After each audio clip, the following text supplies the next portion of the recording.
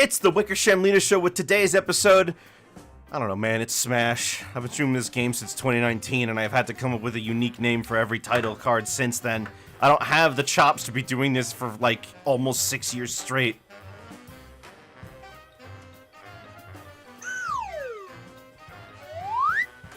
Oh, right, I'm not here today. Give me a minute. While I get things ready, I want to say hello, everybody. Welcome to another edition of the Wickersham Leader Show. I am your host, your game master, and your game host. And today is another edition of Super Smash Fridays, which I know I've been scalping you all on.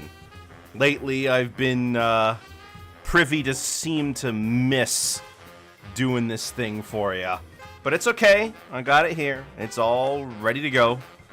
Another Friday, another time to show everybody what you got and strut your stuff. Whew. Would have been on just a little bit earlier, but I got ever so slightly distracted because I have been playing a lot, and I mean a lot, of Marvel Rivals. Not a game I thought I would like. Not gonna lie to you. But it absolutely is. Oh, there I am. Not a game I thought I would all be that into, but you know what? The fact that I saw it was free and all the characters are going to be free, I jumped in. It sounds really good. So, yeah, I'll be streaming that sooner rather than... Oh, someone found that button. I'll be streaming that sooner rather than later. So, whenever I get around to that. Alright, now let me get my fingers limber and ready for some Smash gaming.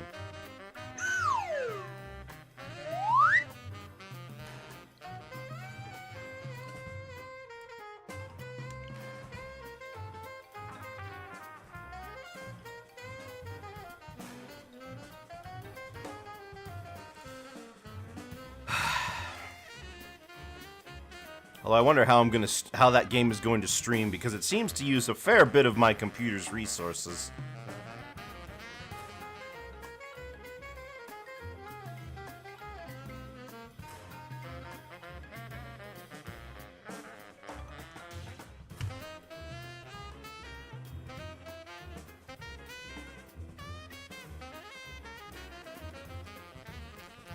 Let me just get into my training.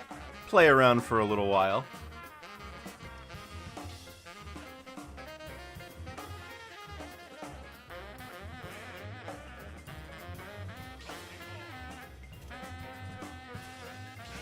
I've probably lost my mojo, the little that I had.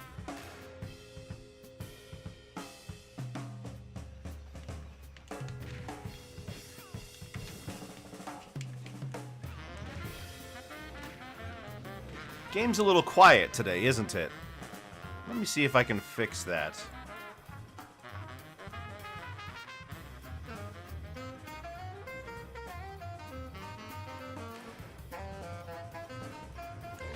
Much better. Anyways, let's get that percentage up to 30% and try practicing some maneuvers that I'll never be able to pull off in a real game.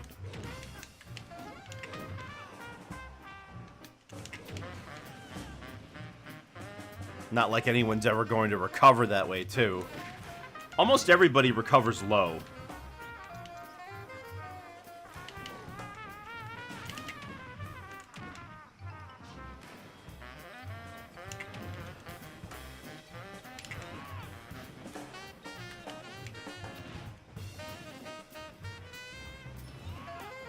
Wow, really?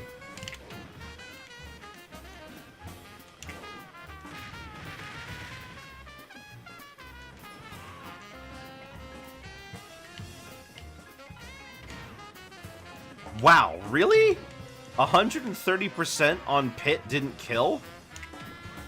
Oh, finally. Wow, I had never thought in my life that that wouldn't kill. I mean, I'm not surprised, assuming stale moves are on. Actually, stale moves aren't on. They are off by default.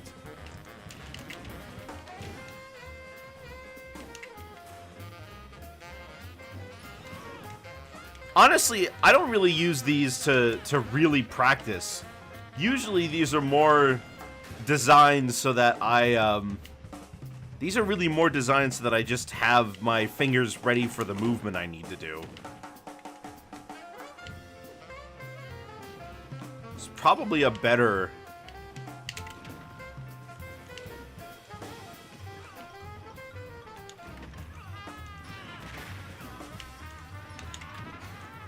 Ooh.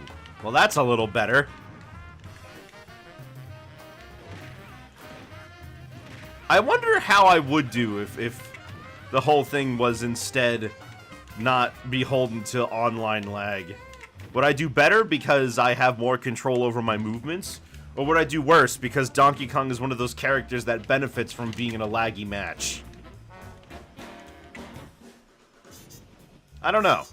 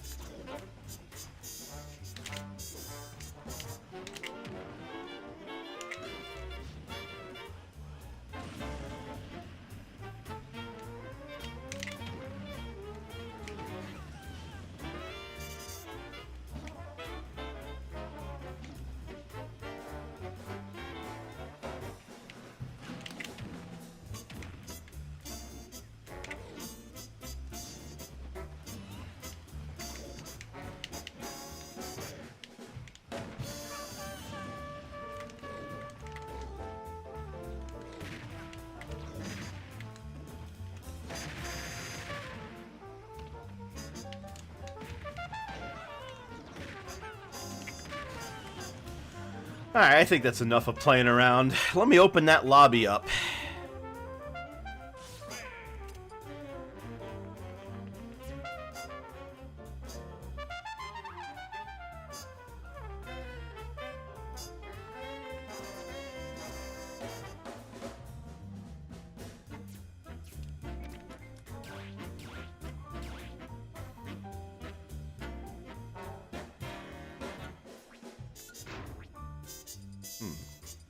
Wonder who remembered that all that stuff is still there. No one, almost no one ever uses it. Where's the... Oh, I know what I'm looking for. The... Where is it? The Brawl training mode.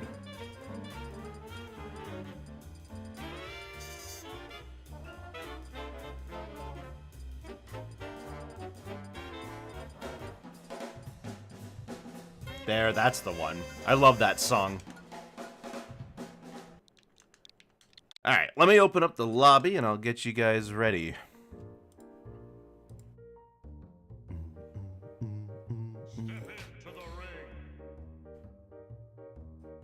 Six RH5 9.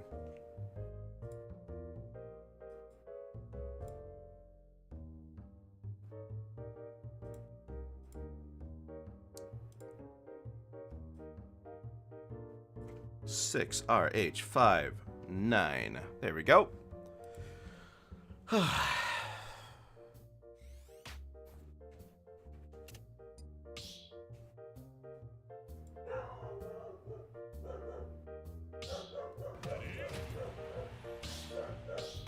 Hey, Danny. Wow, it's been a while.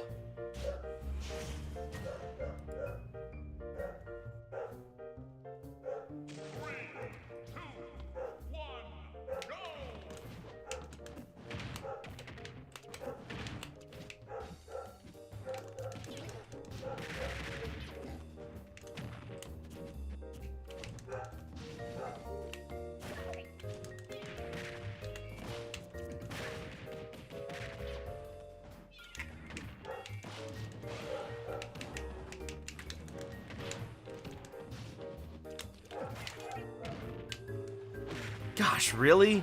He's... Seems to always be right when I'm doing something. That's when he decides to start making all that noises. He also didn't used to howl. I don't know when this dog started howling.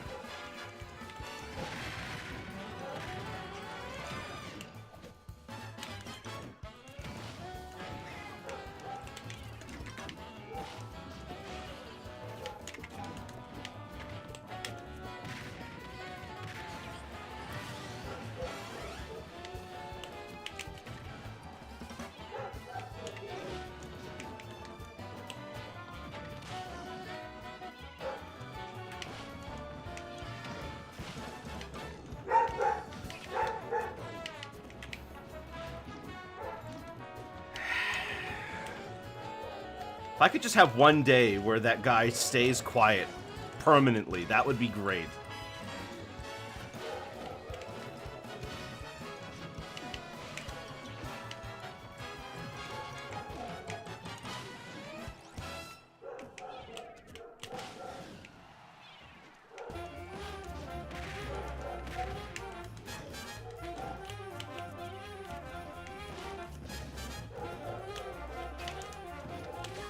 Really?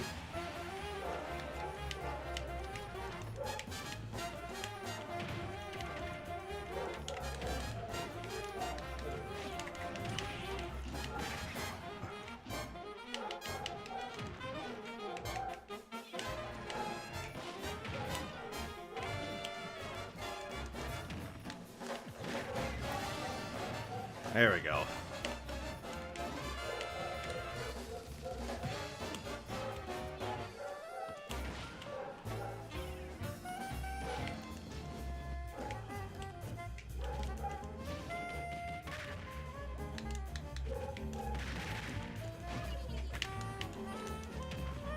Oh.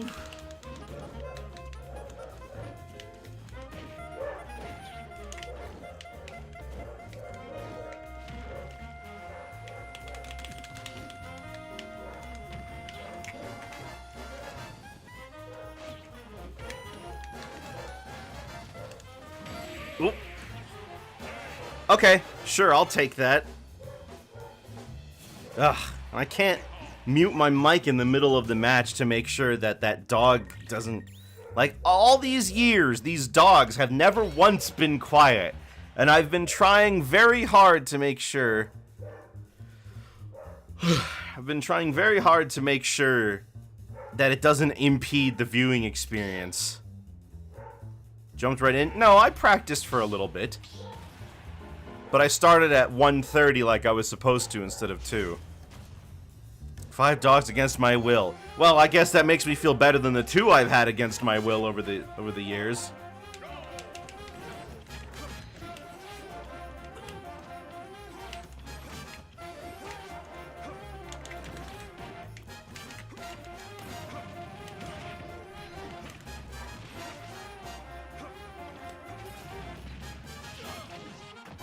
Ugh.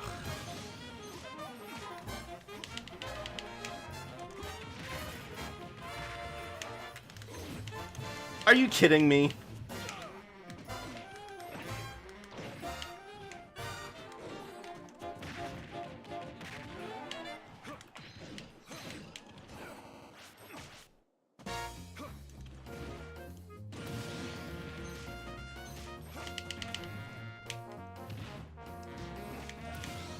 Well, if only I could just keep doing that.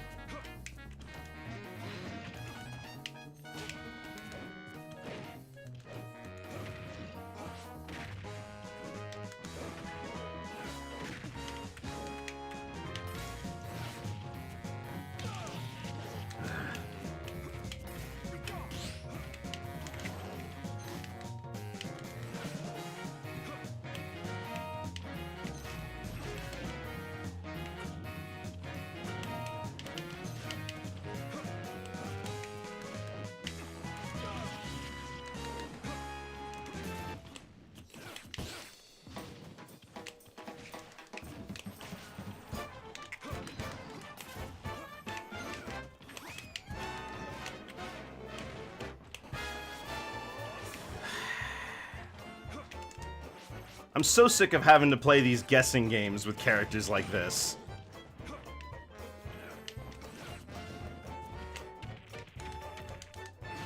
Can't they always shielding when I want to go for anything but a grab, and the second I go for a grab, it just doesn't work.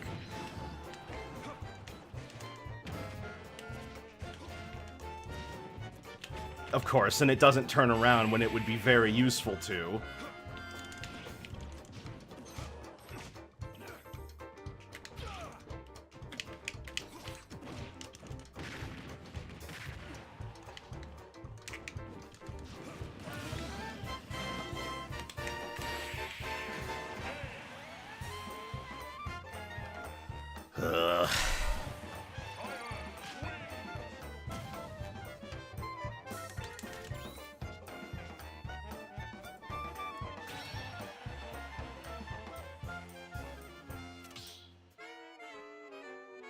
your level of interest in the Red Dead GTA series? I own GTA 5 and San Andreas, and I'm very familiar with San Andreas' story.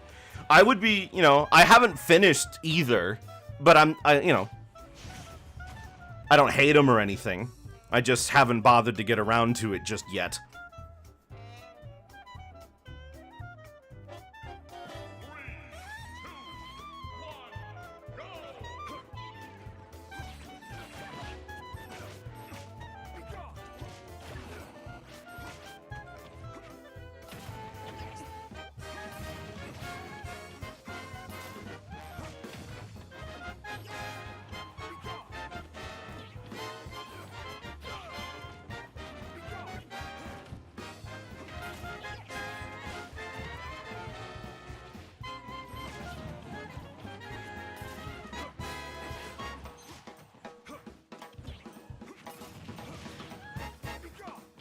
Why do you ask, anyway?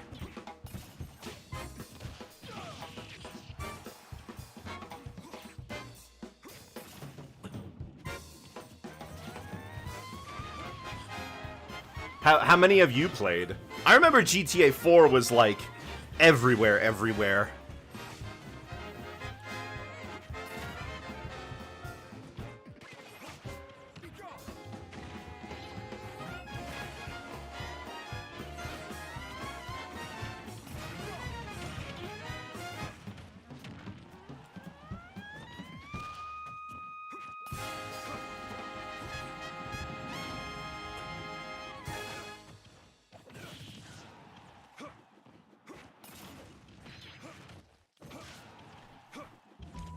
Yeah, GTA 6 is on the horizon.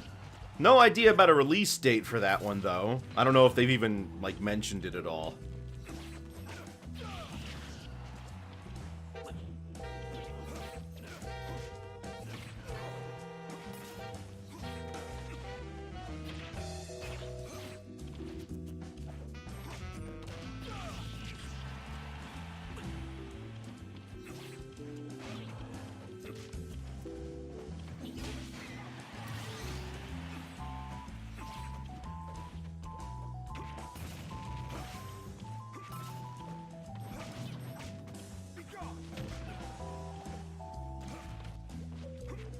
Y'all caught up on the Big Smoke memes?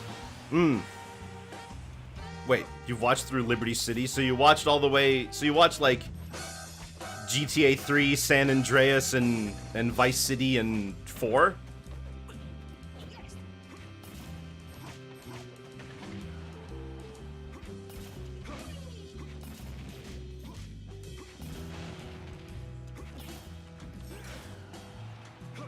I remember they made Chinatown Wars for the DS.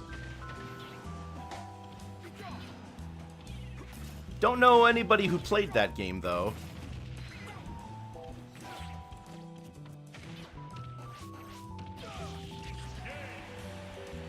That's San Andreas.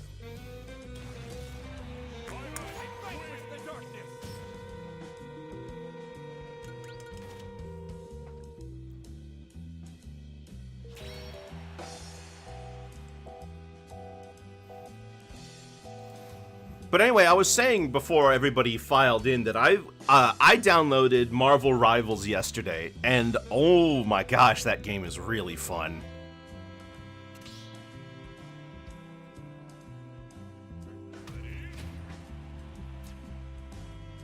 What is it? It's a game that's like Overwatch. It's objective focused, you have characters and classes, except all the characters are people from the Marvel Universe. What's appealed me to it, though, is that they're a lot more freeform with your team building. Overwatch 2 pretty famously had a restriction on the number of each class you could pick. It's third person instead of first person. I don't know if that's a benefit or not, but it is different. But for me, the big thing is that the game is free and all the characters are free. Like, the game is just free to play. And that's amazing. Cosmetics and whatever you do have to pay for, but come on, it's cosmetics, you know? Like, I can get behind that as long as everything that's actually important to gameplay matters. The big draw to a game like this would probably be the team up system, if you have two particular characters on the same team, that you can unlock special abilities when both of them are there. Like my main character, Squirrel Girl, if Spider-Man's on her team, she unlocks a new ability that allows her to throw a bolus that stuns people.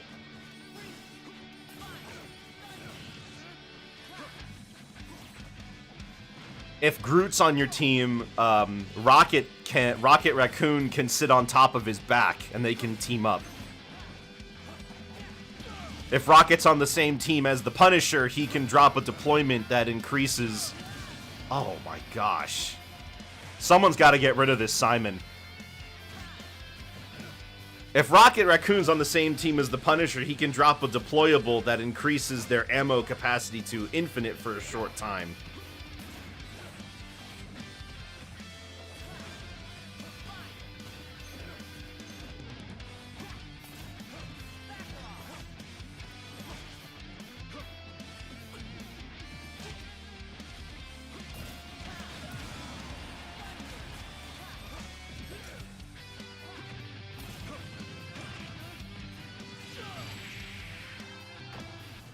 Wow, that sucks. If Congus can't get rid of this Simon, then I don't know who can. You recently beat the Cuphead DLC. Oh, the DLC was a treat. I'm glad. I hope you enjoyed it.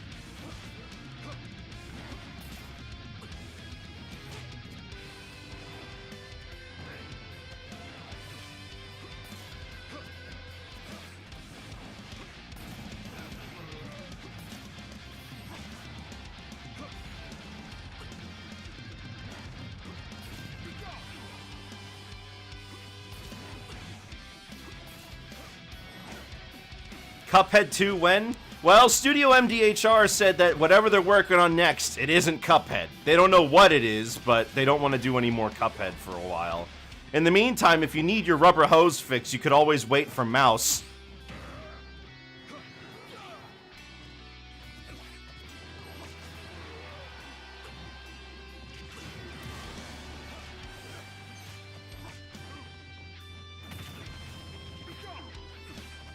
Is there anybody after Zelrog and before me in line? Well, anyway, I'll just say, Alazonia, if you get back to me, then you have to go to the back of the line. We have a rotation rule where if you beat everybody, you go to the back. It's to prevent only one person from hogging all the fun.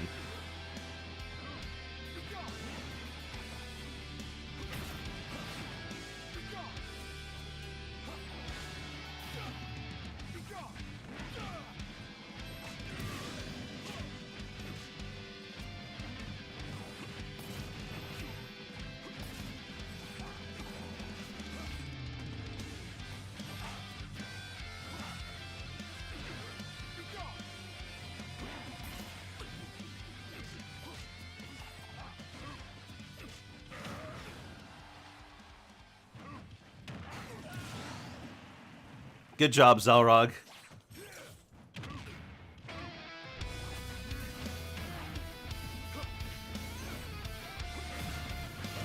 Ugh.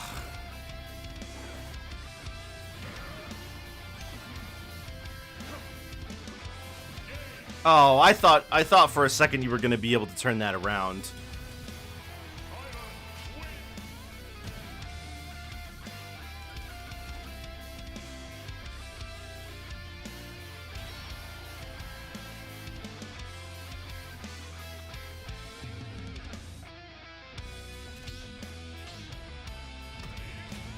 And none of us were able to take down the Simon. Tale as old as time. Zoner gets in the match, no one can do anything.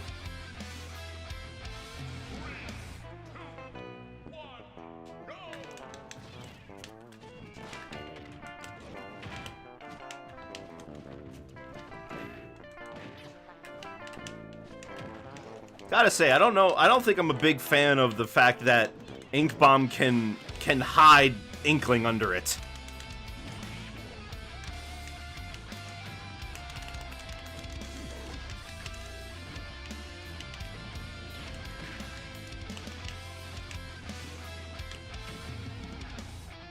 Whatever.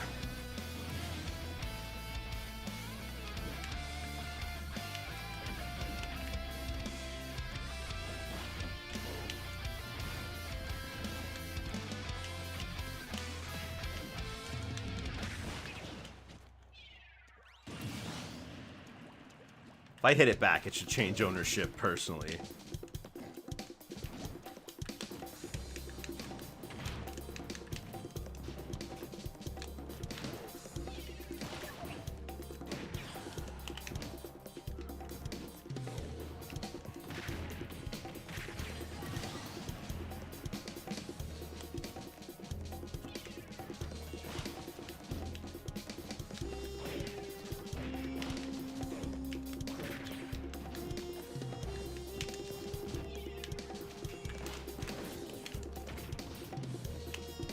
Ugh.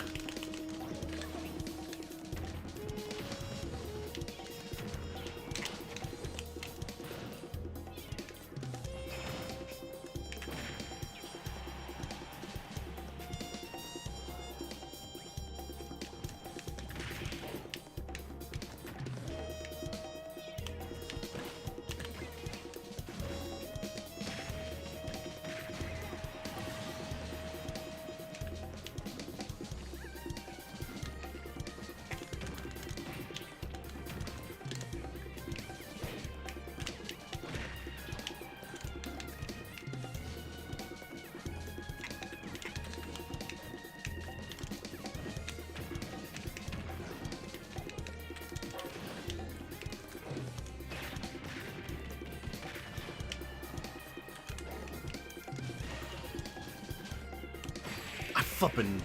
Ugh.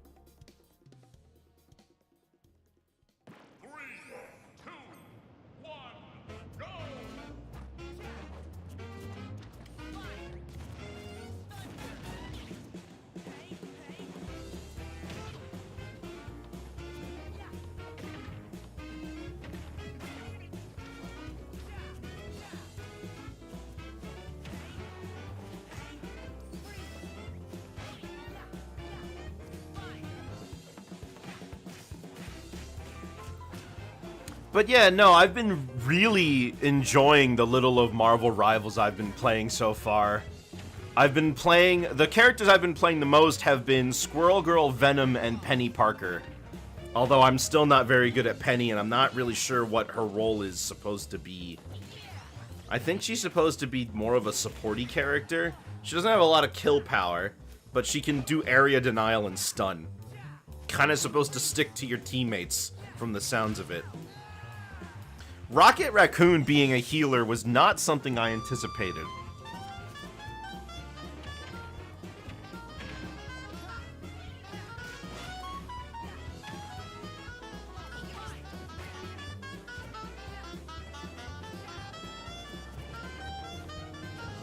It was got Awesome Knots 2 and it was 3D. Would it be able to do well in a world of today? Because it's not the first 3D MOBA. It's not the first MOBA with a 3D perspective we've had.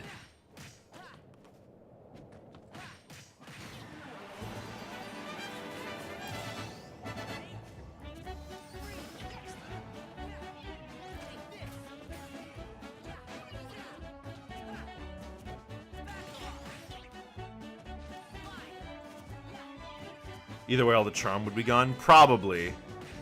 Atari said they're doing something with the Awesomenauts IP, right? But people aren't sure what. You still can't buy the game, and you still can't play it, right?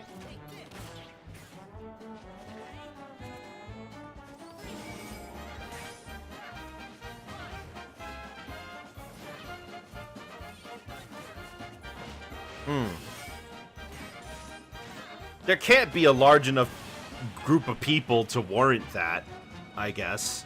Or I mean, rather, I guess there is, but like, I don't know how many there is. I remember in the Twilight days of the game, you were getting like the same 10 people, you know, in every region that were just playing against each other endlessly.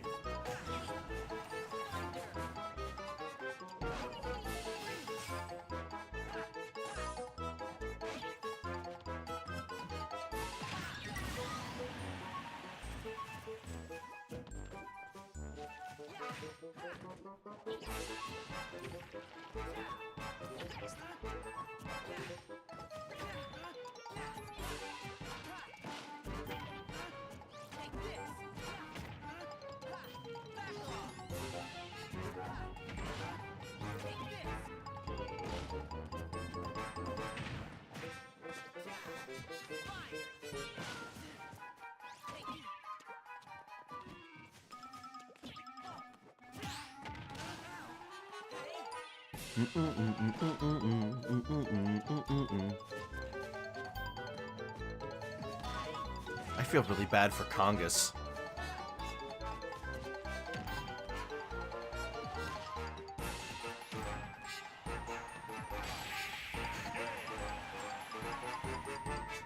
Min Min was #1? Huh. I'm surprised. Not only because Min Min is one of those characters that people tend to hate, but I barely see any Min Min players.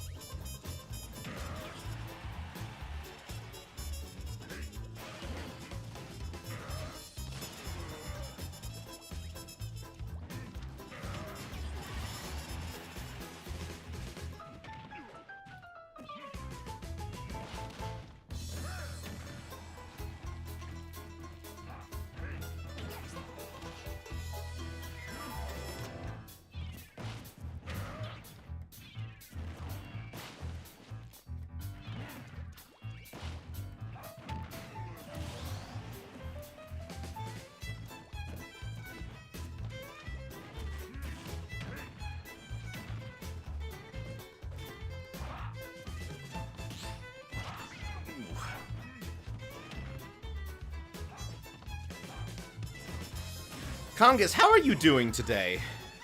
You seem to be a little off your game. You feeling alright?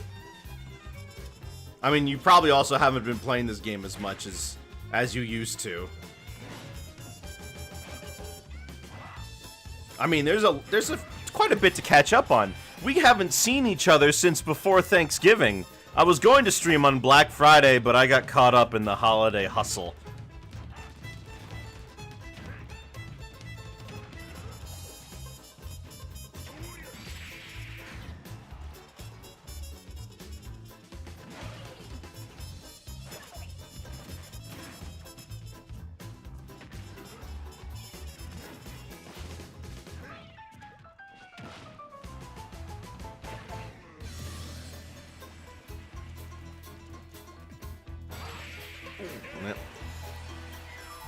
Just don't jump over him.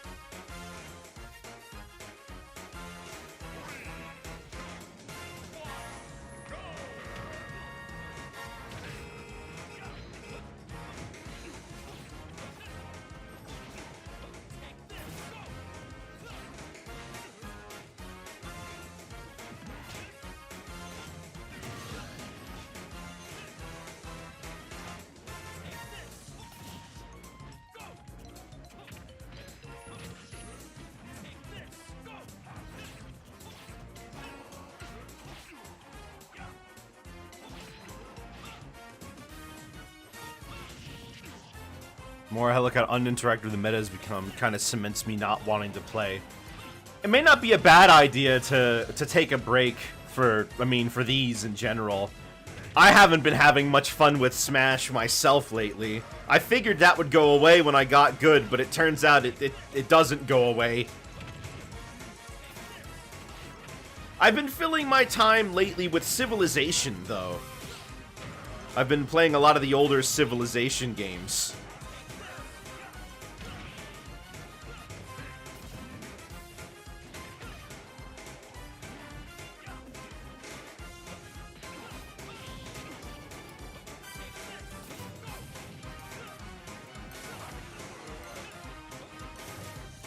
I guess we'll see what happens when the next Smash game comes out. Jeez Louise. We're gonna be stuck fighting this Simon all day.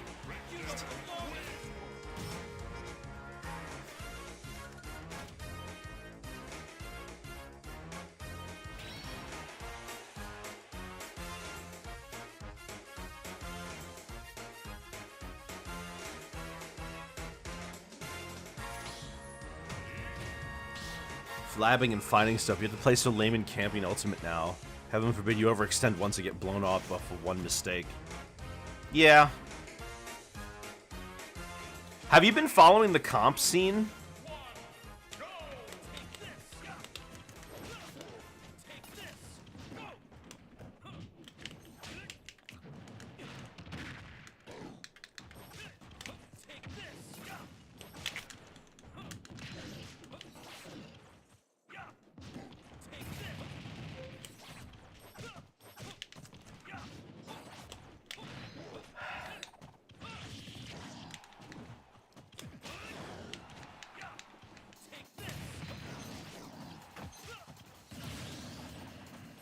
I don't even want to bother anymore.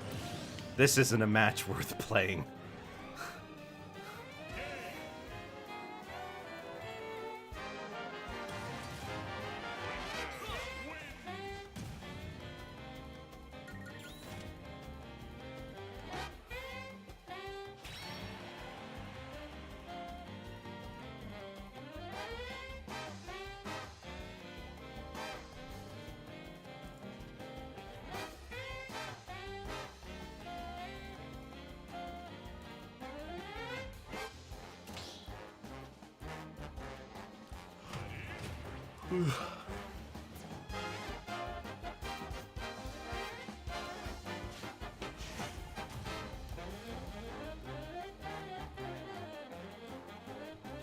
It's hard when you gotta watch Steve Game & Watch and Sonic. Game & Watch being all the way up there was not something I expected.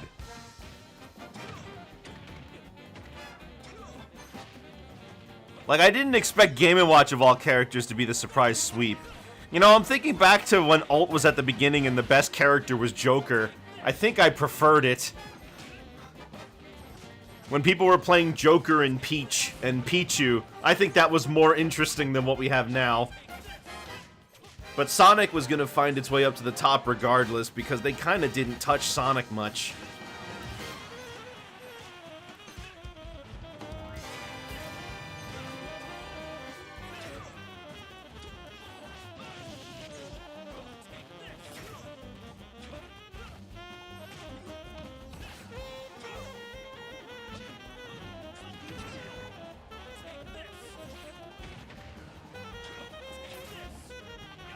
I mean, this was already an attempt to stop the passive meta that was Smash 4 with everybody literally doing run-up and shield as an opener. So maybe...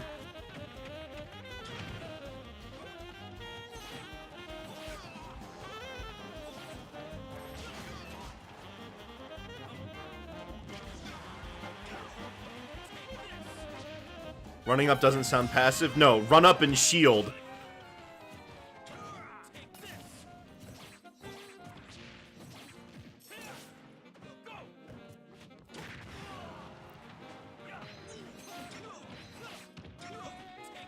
You'd often in that game, it was a matter of waiting for the other person to make a mistake.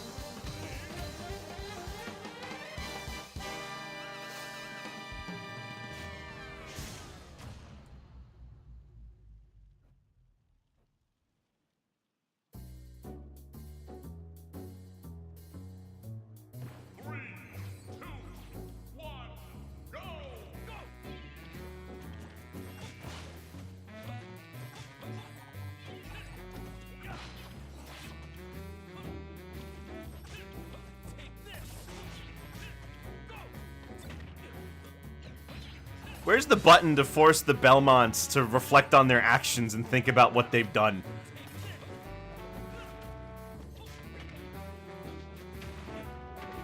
I'd like that for Steve, too, actually.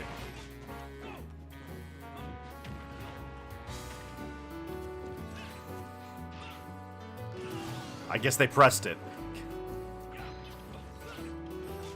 How's Smash so far today?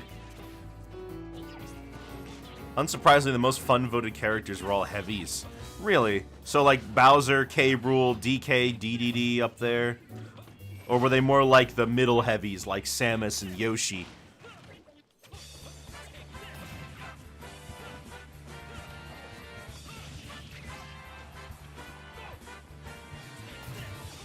Super heavies. Ah, alright.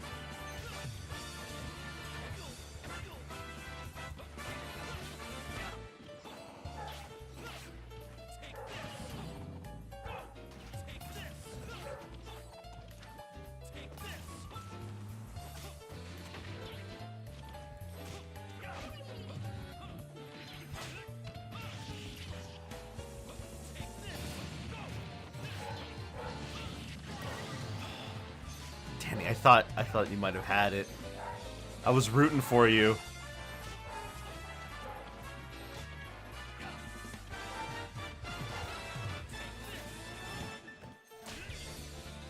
Oh, man.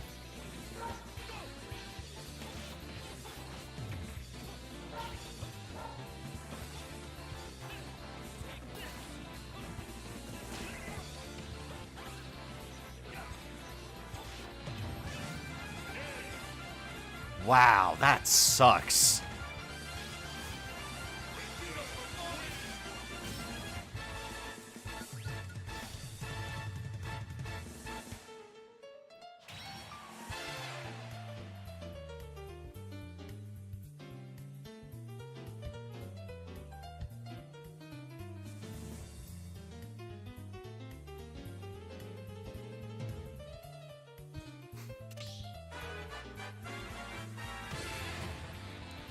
Well, if it's the last one, yeah.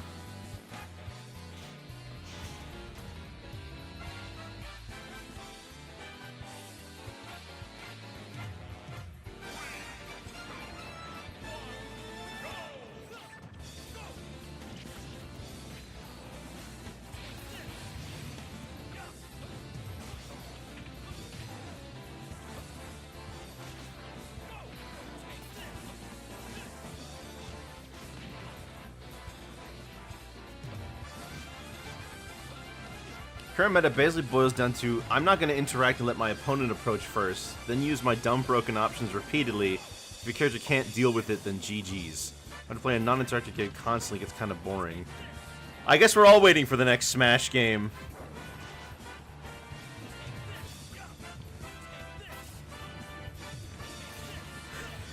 You know, the old mantra stays true. This game, you know, this game was more fun when everyone sucked at it.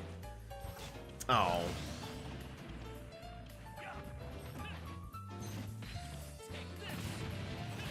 You didn't. Oh man, I would have thought you would have grabbed the holy water.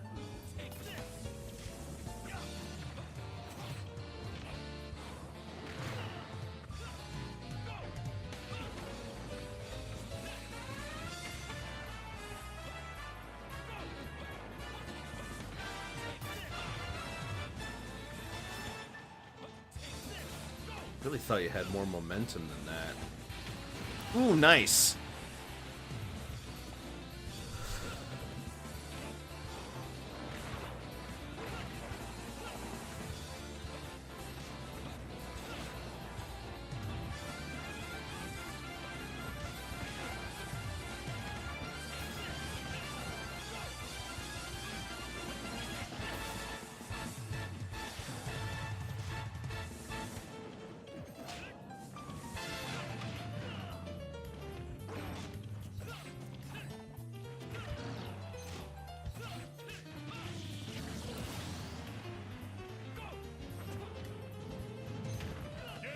Oh!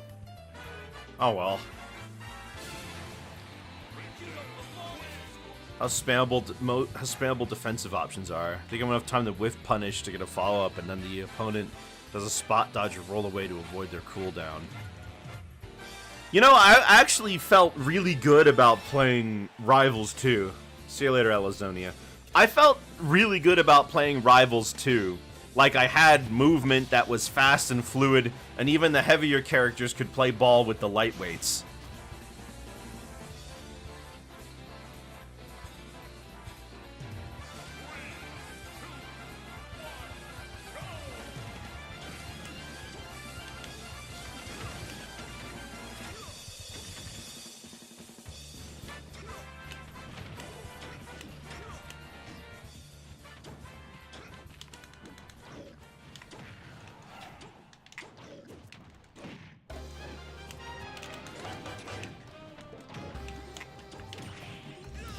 Wow, really? Huh.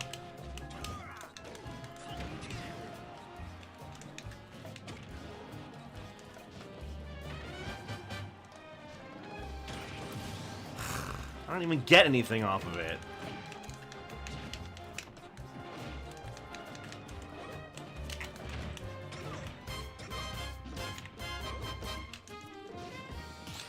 Didn't even turn around.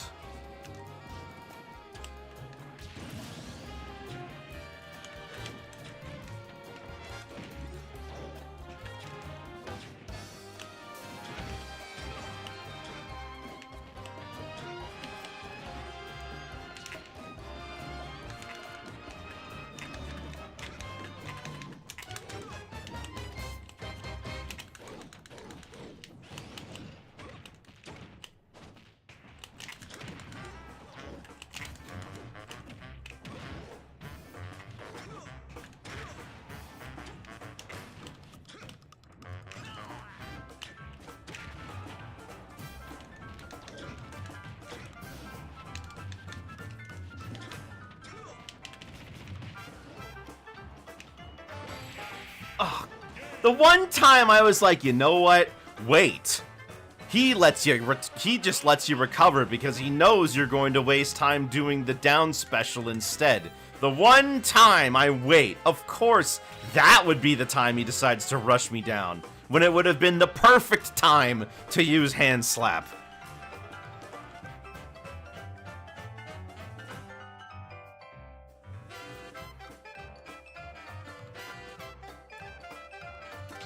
No, I don't have Shadow Generations yet. I'll get it eventually, but I'm not really in a rush.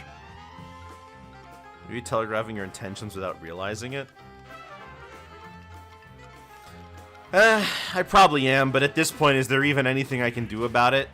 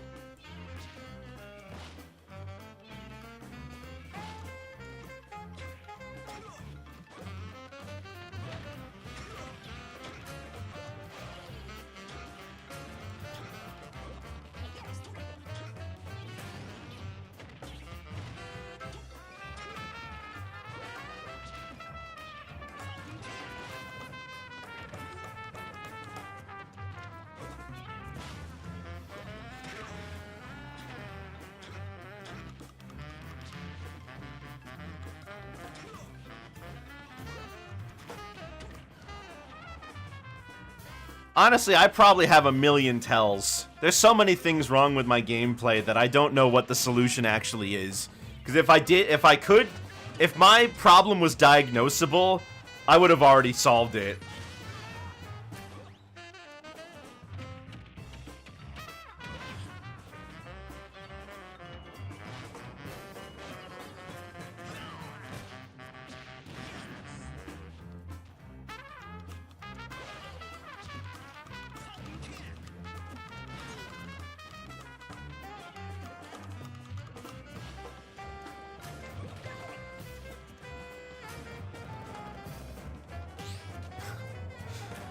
Thank you, 1S, but I'm just not. It's been a known commodity these past couple of years. That's not the right phrasing. Known commodity doesn't make sense here. It's known. Anybody who's been on my stream for any significant amount of time will tell you that I suck. I've always sucked. I don't practice enough, hard enough, constantly enough to overcome it. And my brain won't let me not be mad.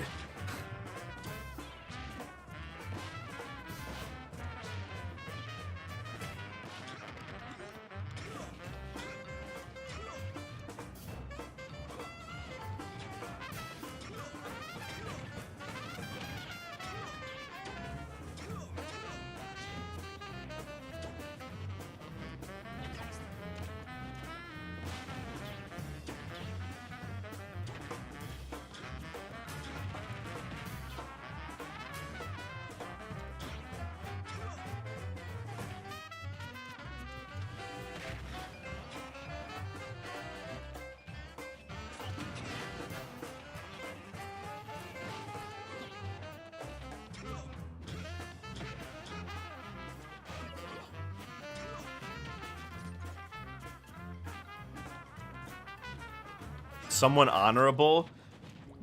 I don't know if there are any characters in Smash that are honorable. Like, you can find people complaining about almost every character, and Donkey Kong is absolutely up there.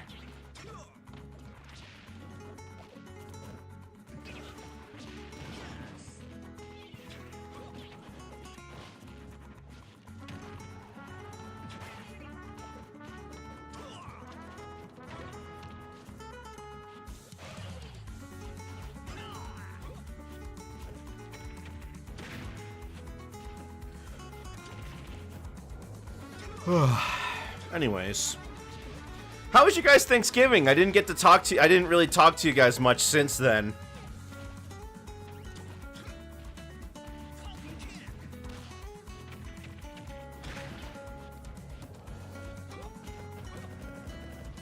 DK's an OG and isn't pay to win.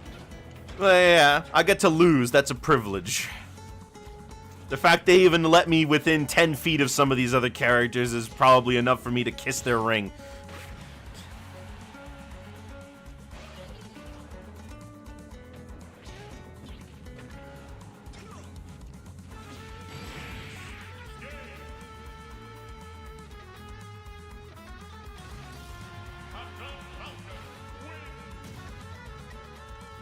I mean, if I did the same amount of practice and the same amount of diligence with a character from the base roster and the character with Steve, I don't know which. I'm pretty sure I'd win a lot more with Steve.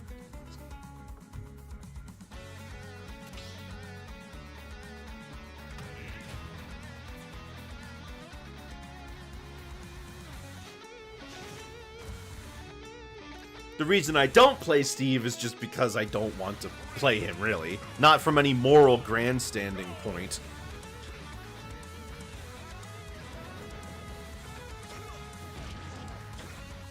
I'm not better for picking it. Like, I'm stupid. Like, let's be real here. I willingly choose the weaker option. And then get mad when I lose. I'm dumb.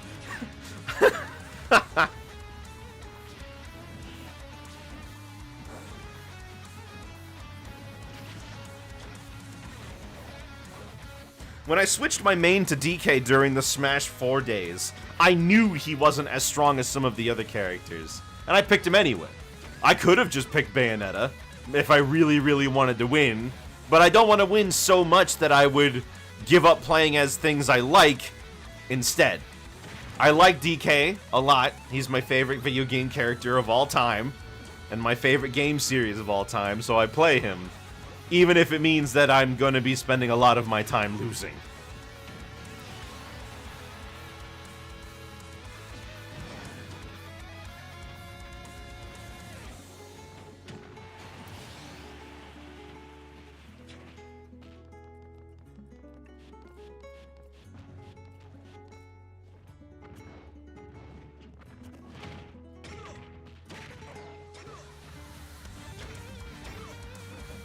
Oh, thank you, 1S. I probably won't be, but there are definitely guys out there who can definitely be good at characters that they don't like.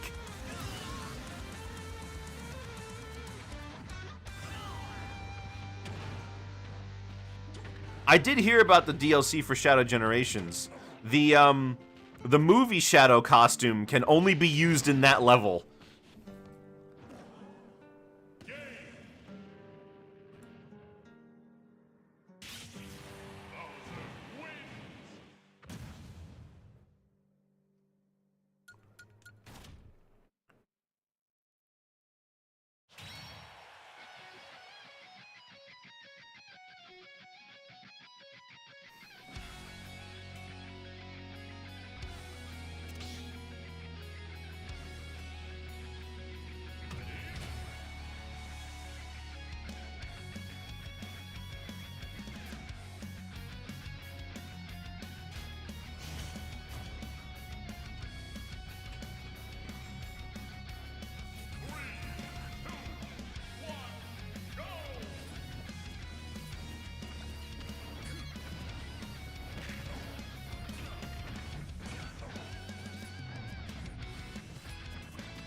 I'm wondering if a lot of the problems we're seeing, though, from this has to do with the way they're developing characters to be more in line with their base games. You know, they really take, like, as many influences from their base game as possible, and as such, they have a moveset that's a lot more gimmicky, a lot more focused around doing things they do in their own game, and a lot of games have projectiles. Or a lot of games let you feel powerful, but let you do cool combos or stuff like that. And I'm wondering if that's probably got something to do with it.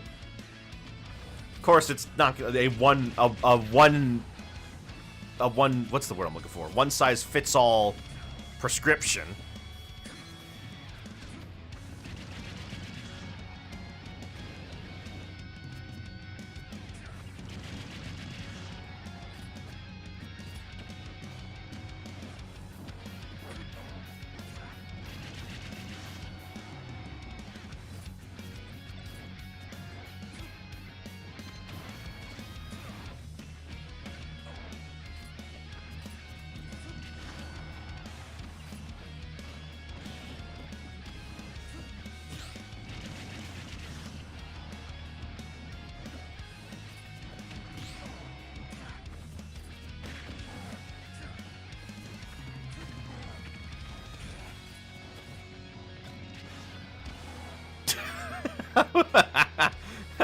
Bowser just holding on to the grenade is like, huh.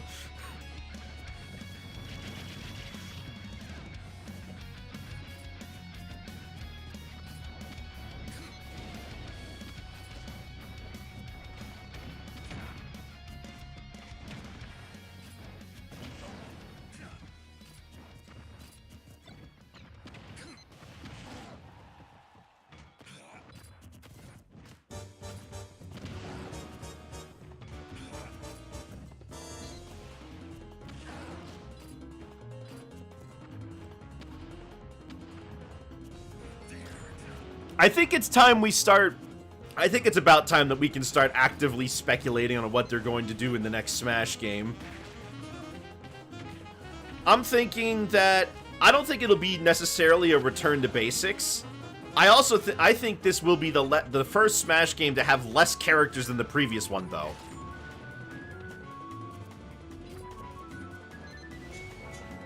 I think they gotta reevaluate the way they develop these games a little bit. Because this just isn't feasible to have more characters than in the last game every time, you know?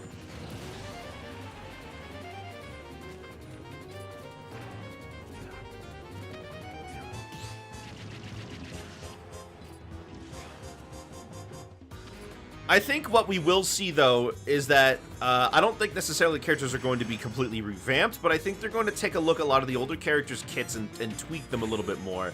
A little bit more of what they did to Ganon in this game, you know?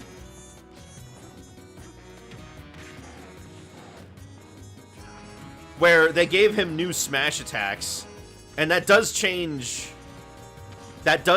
how you deal with Ganon in a significant way. But it's not like he's a completely different character, you know?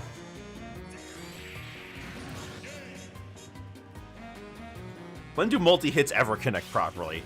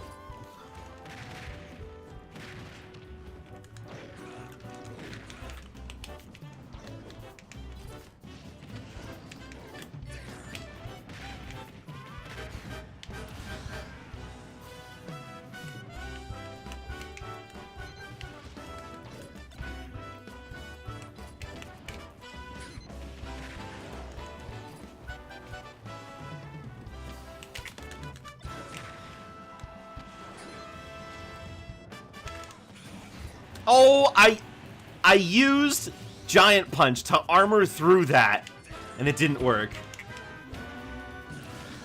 Oh, okay, never mind. Then I'll take it.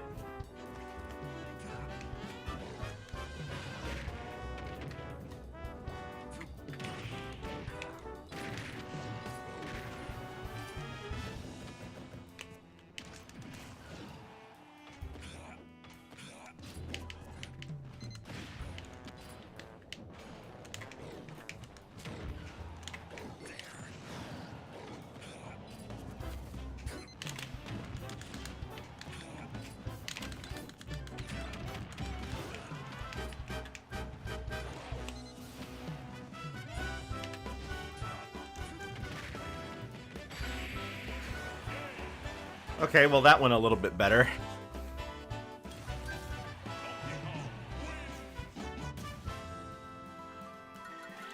I mean, that cheesy second stock wasn't deserved, but I'll take it.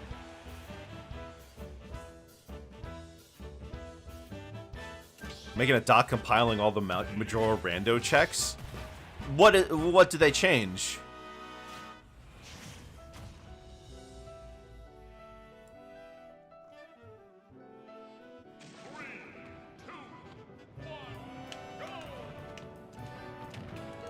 It's just not a complete doc.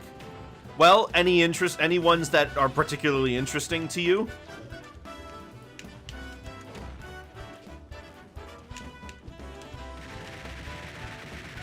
Fairies and Bomber's Notebook entries were added.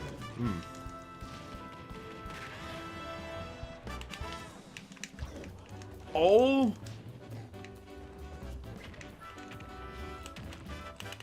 Because of the butterflies you can get on a stick to turn into a fairy. Did I do that during my playthrough? I must have.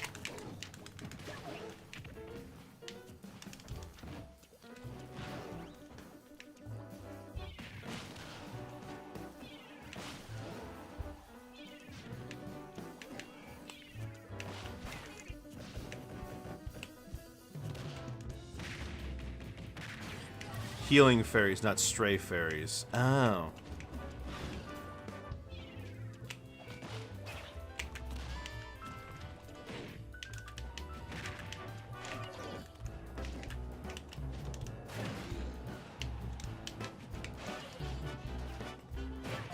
Dang it!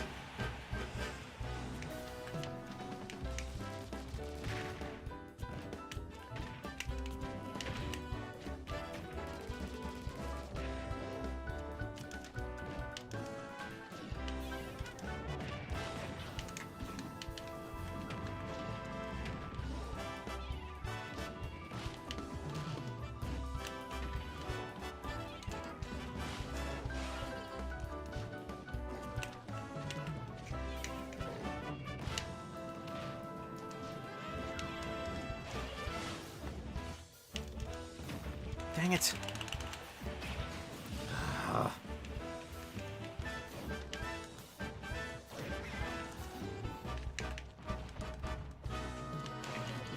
Oh.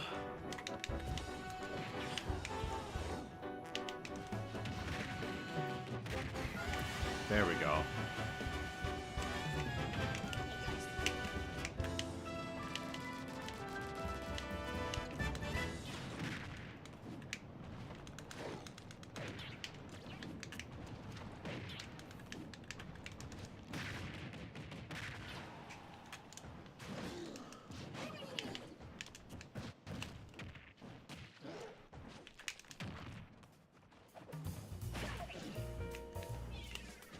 Kingdom Hearts was added to Archipelago. Oh.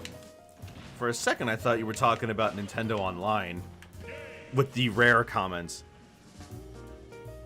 Wait, really? Rare games? Why are Rare's games missing from there? I figured those would have been on earlier. I mean, Donkey Kong Country Trilogy has to be on there, right?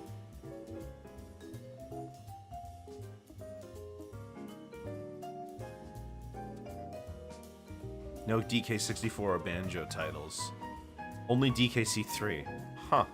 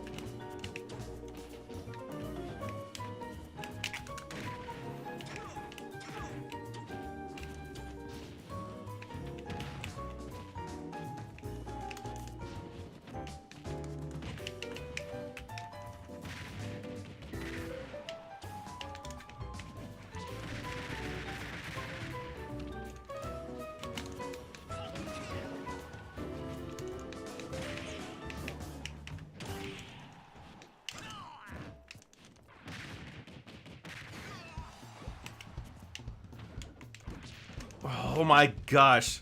How deep do I gotta go before you actually die? There we go.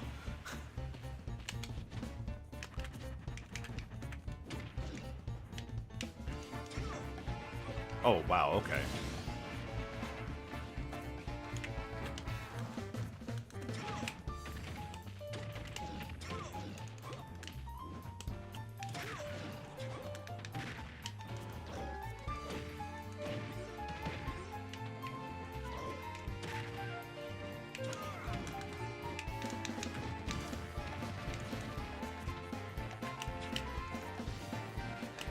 Not what I wanted to do, but I guess it doesn't matter anyway.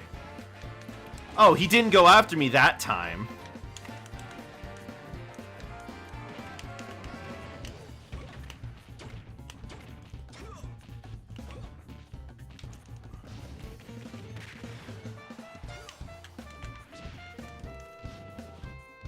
Whatever. Every Dex entry can be a check. Oh.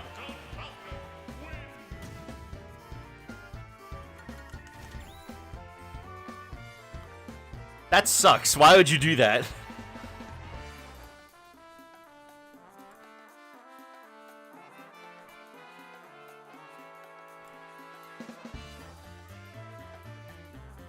You can lock Mario's moves like ground pounds behind checks.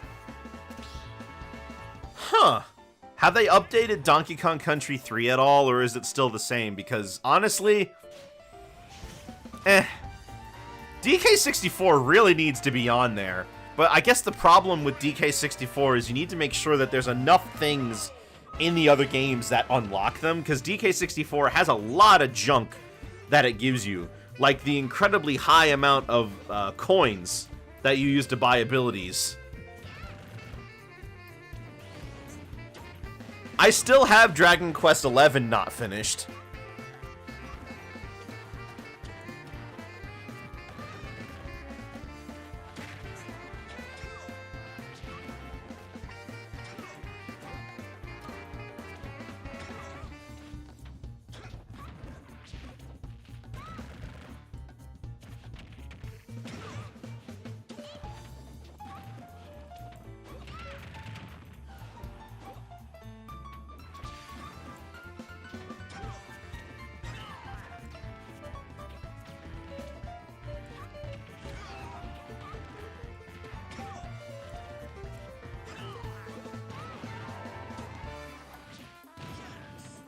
What are your thoughts on Game of the Year? I don't pay attention to the Game Awards. Never really have. It's the same thing as like the Academy Awards. It really feels like they just don't let the... It should be a celebration of artists, of creators, of people who make exemplary works in these particular fields. But it doesn't feel that way. First of all, only reason people watch it are to hear the new game announcements. People don't watch it to see the awards. And of course, there's also all the infighting every single year when they have the Player's Choice category.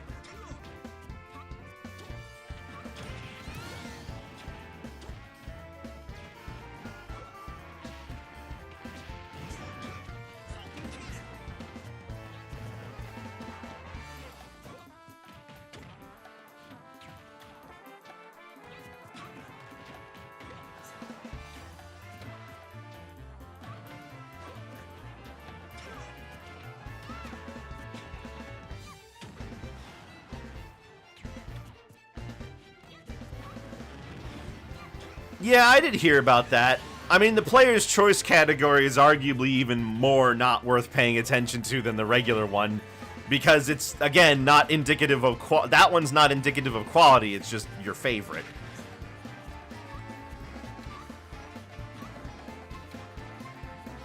I think mobile games in general need more recognition and need more people paying attention to them. I don't pay attention to them that much, but it doesn't mean that other people shouldn't. There's a whole, like, slew of games that come out for that all the time, and the problem is there's so much junk that all the good stuff just gets hidden.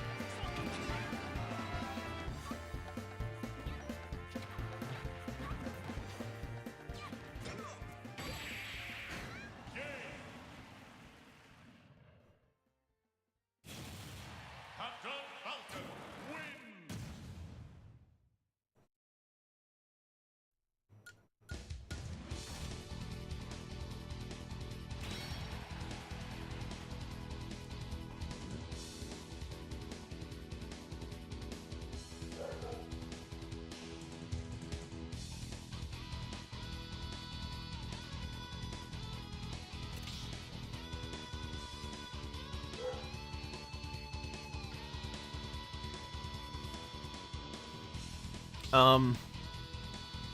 Oh yeah, they put F-Zero X on Nintendo Online, and it doesn't have the expansion pack courses, which sucks. They really should have put them in there.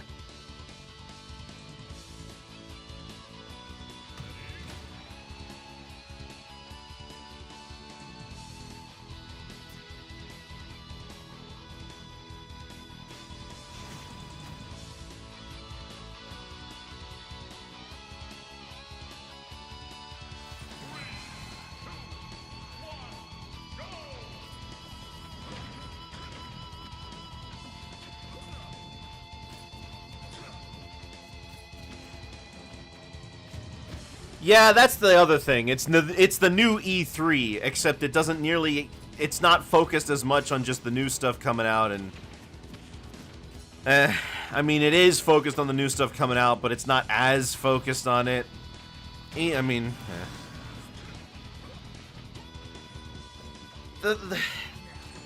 I just don't like that it's so... corporate. You know? That sounds like such a nothing statement, but, you know, it just...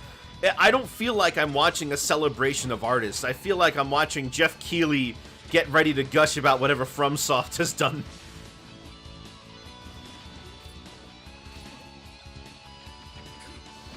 Especially since they decided to add DLC to the category of Game of the Year, when it really should just have its own category.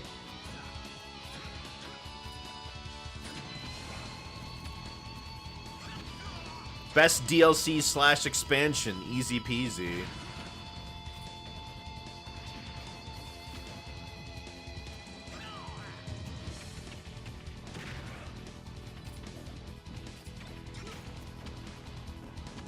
The fact that they made an exception for it does make me feel like it's going to win, yeah.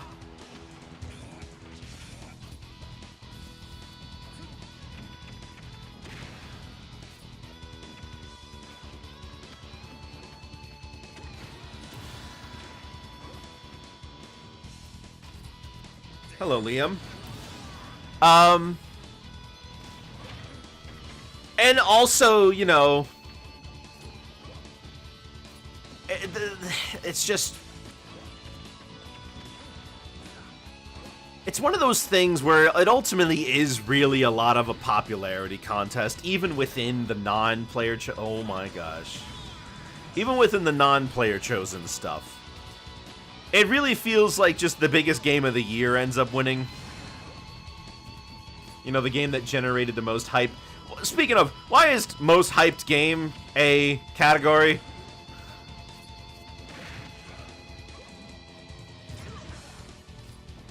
Well, I haven't even gone to the site myself. I've seen everything through what other people have said to me. But I used to pay attention to the Game Awards a lot, and I know how the whole thing goes down. This year is probably the first... I mean, last year was the first year I didn't pay attention to it. Yeah, but I don't like most hyped being a category because, one, it's non-quantifiable. I mean, best is also non-quantifiable, but you can supplant your argument, your subjective argument with things that are objective.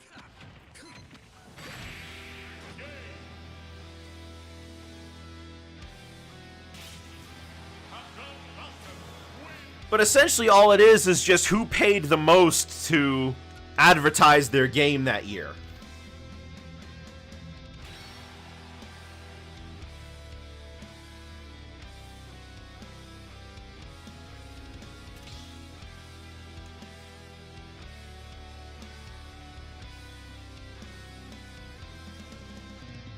Really sucks Song Before the Game Awards.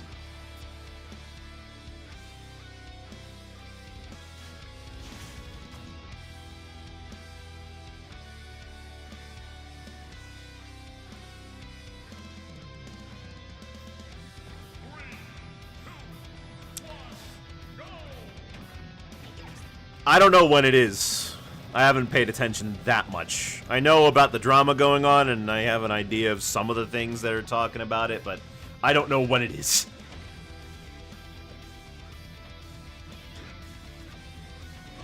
But I guess I'll extend this more to my critique of the Academy Awards, and more so my frustration at the animated category. It just makes me really sad that animation in general just still does not get the respect that other forms deserve. We see this all the time too. It's not like it's not just it's not me like making this up, or just in general people not being as invested. It's like people still just don't think of animation of being as worthy. And you know, and I know this because Disney's live-action remakes still do very well. And it doesn't matter if the movie is actually fully animated. If it looks like it's real enough, people will watch it. Like The Lion King was fully animated, but it looked real, so people watched it, you know? There's some sort of prestige and some sort of, like, quality that seems to exist in people's minds whenever something gets remade in live action. Something about it being in live action seems to indicate to people that it is worth more paying attention to. And I hate that. I hate that. I'm somebody who doesn't watch as much live-action content as I probably should, because there's a lot of good movies and shows out there. The idea that I've kind of avoided the talking point of animation not being just for kids, but it is true. The problem is that every time you hear somebody make that argument, they use stuff made for kids.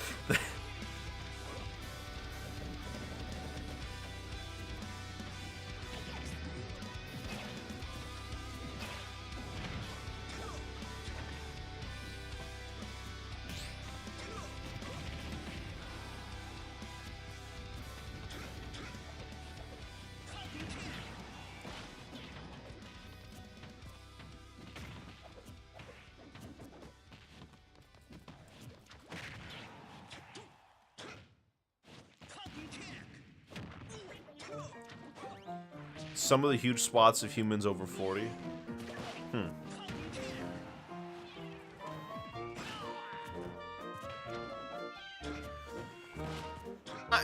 Some of those Disney live-action remakes are fine. I mean, I'd say the Jungle Book one, not the 90s version, which isn't even really a remake, but the other one that came out more recently. I say more recently, but it's almost 10 years ago at this point. Anyway, that version of the Jungle Book is fine.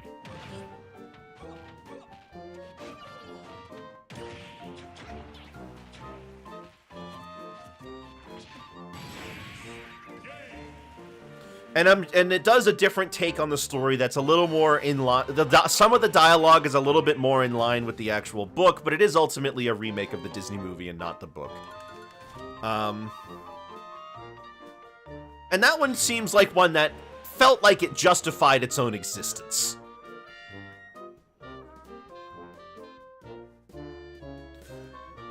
Other movies, it just begs the question. Like, you know, we remade, like, what have they done? They've remade The Jungle Book, Pinocchio, Snow White, not out yet. They're doing Moana. Moana is the most, like, what are we doing here? That movie is not even 10 years old yet. Why are we doing a live-action remake of it now? They got Hercules in the works. They're doing Lilo and Stitch. We're seeing clips of that come out. Stitch is still a toon, and he even has the same voice as the original movie.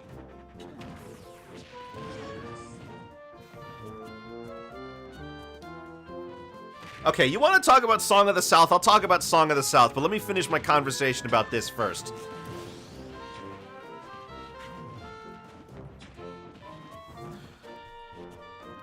When you do a remake of something, I feel like there's gotta be more to it than you've just done it in live action.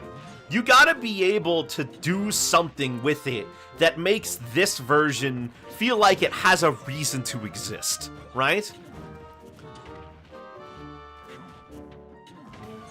And it's no secret when Disney's live-action remake of Pinocchio came out the same year as Del Toro's Pinocchio, it is very obvious that the Disney version... These things exist to make money. Yeah, I know, they exist as entertainment, but it's all art regardless. I'm critiquing it as art because it's art no matter what we say.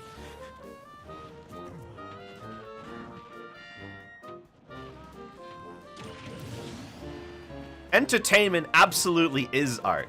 The problem with art with this argument about what counts as art is that humans define everything around the world, even though they aren't categorized in nature at all. There are some trends you can find, but for example, biology is a social human categorization of things that exist in the real world, right?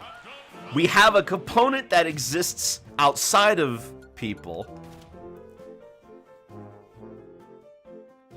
We have a component that exists outside of people, the real world, and the human element, categorization. Art is something that is socially defined, which is to say that everything to do with art is based on people and their vibes. But art is also something that is human created. So it's like, if you ask me, anything that is human created has some element of artistry in it. Organization is an art.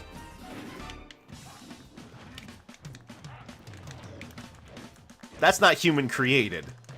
That's the result of a process which humans did not have any part in creating on their own.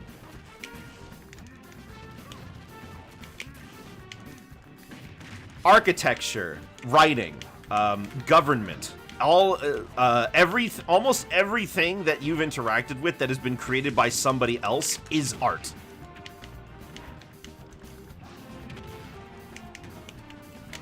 Whether or not you think is good art or bad art, or if it has artistic merit, is a different question entirely.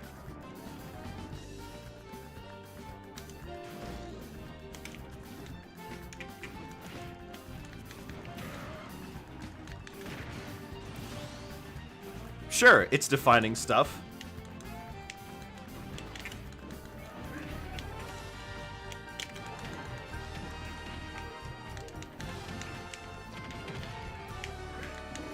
Because everything outside of humanity, everything that's outside of humanity is not included in this definition.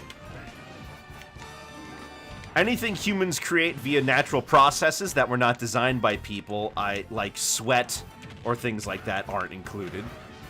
Human beings themselves are not art, because the human was not a process that was created by other humans.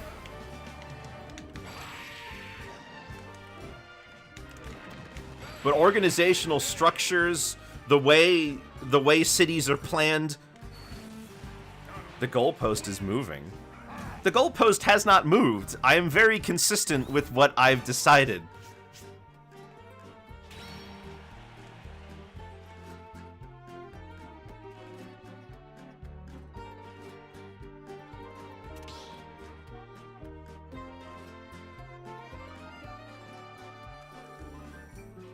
This is one of those things... This is also one of those things when people ask, make something that's non-political. Nothing is made regardless of the context of the world it exists in.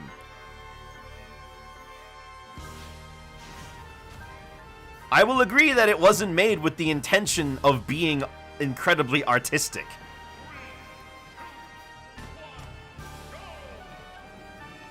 I can also agree that it was made on the cheap to just do something that makes money. Just something to put out there. But it is art regardless. It is art regardless.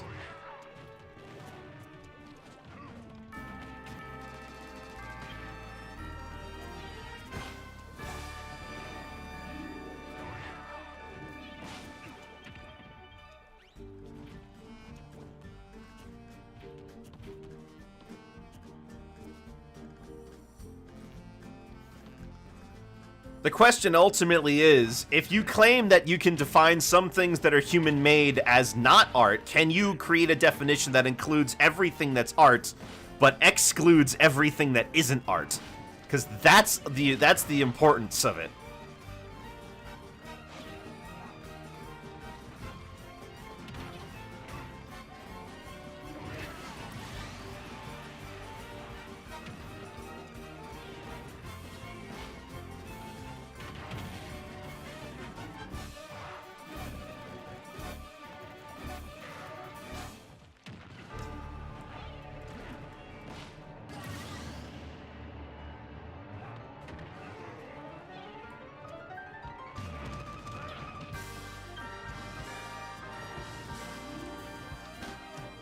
Where was I? I got way off course.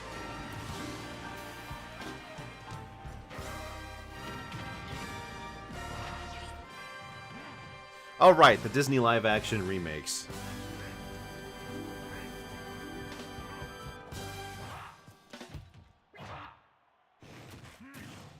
Anyway, there's in order for these movies to, like, justify their own existence, I feel like they have to do something more than the sum of their parts. Because the reason for why something is made can often be, you know, whittled down to they were doing it because they knew it would make money.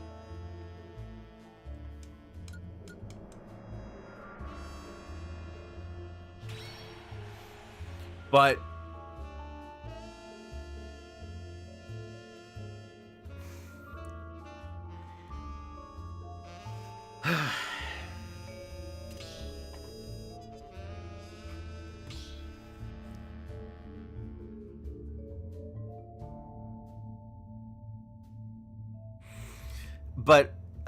I'm trying to formulate my words here.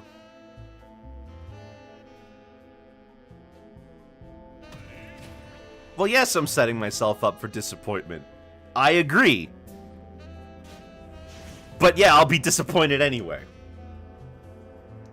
Because why shouldn't I expect them to make something that's good? Why shouldn't I expect them to try hard and make something that feels like it should exist? That feels like it's giving a something that, like, should warrant being made the way it is. Because if I'm ultimately trying to watch the same thing, but it's now in live action, you lose a lot of the appeal that made the original so good in the first place. A lot of the original of these movies is how the animation, how the characters move. There's no mistakes in animation. Everything is done on purpose. You can't, you know, everything is decided to be exactly where it is because somebody intended for it to be that way. And while most movies are ultimately trying to decide as much of that on purpose as possible, there are some things that you can't account for.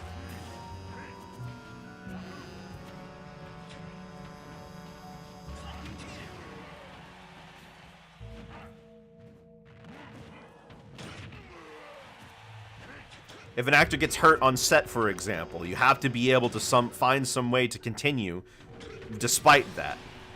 And that's the sort of thing that shows up in these movies, and they can try to edit around it, but it's not always going to work.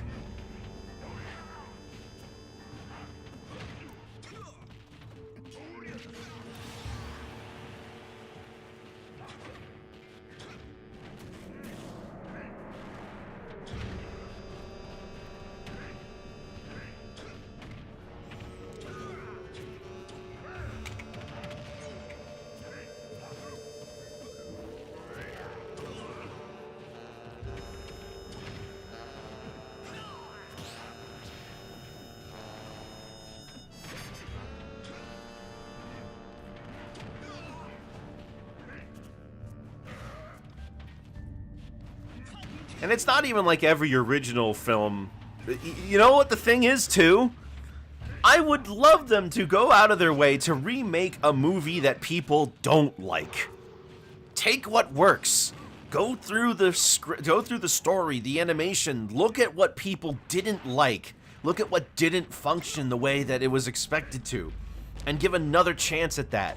Those are the things that I think deserve another chance. Something that could be made better, could be exemplified by giving it another shot.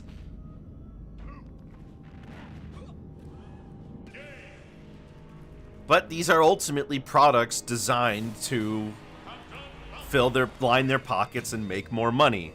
So I guess, you know, I guess ultimately the thing I can do is just keep talking about how bad they are and just hope that they eventually get good.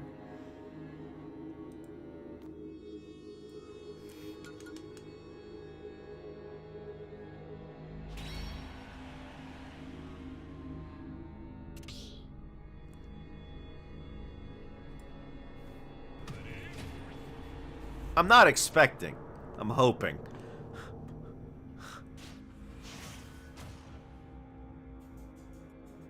In fact, I'm expecting most of these movies to suck.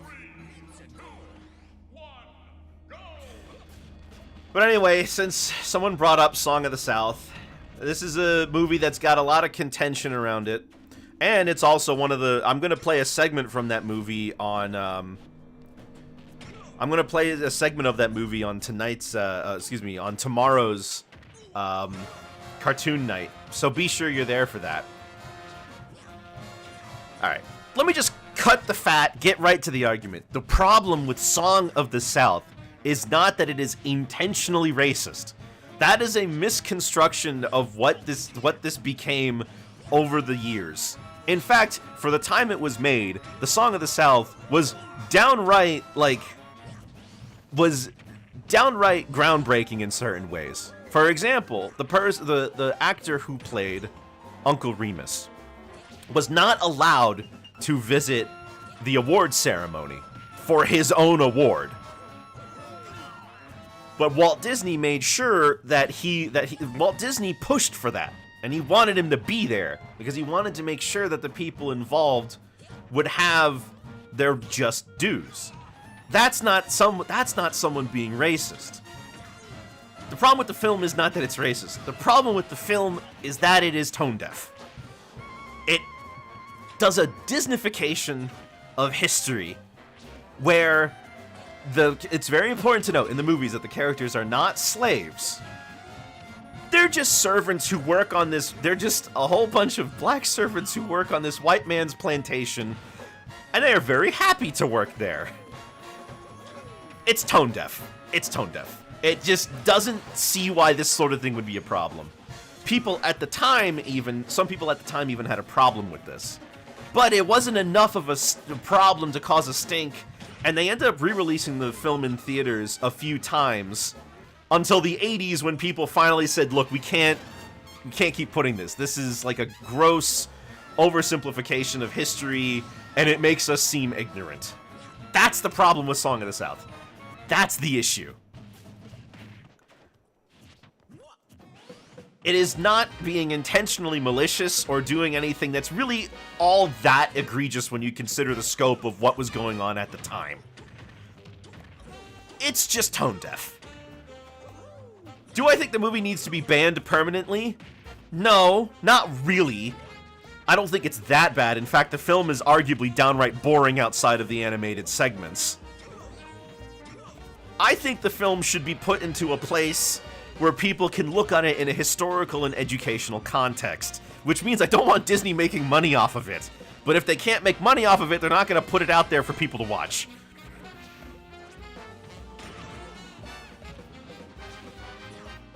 I mean, for years they've been using stuff from that movie in their other things. Zippity Doo-Dah was all over the place, as well as Splash Mountain being based on the movie for years. Although they moved away from that recently. Do I think that the movie was like wholly good? No, rarely are things ever that way. But I'm saying it again, the movie is tone deaf. It doesn't really understand the kind of things it's actually saying because they were trying to make it appropriate for all ages and generally a fun movie.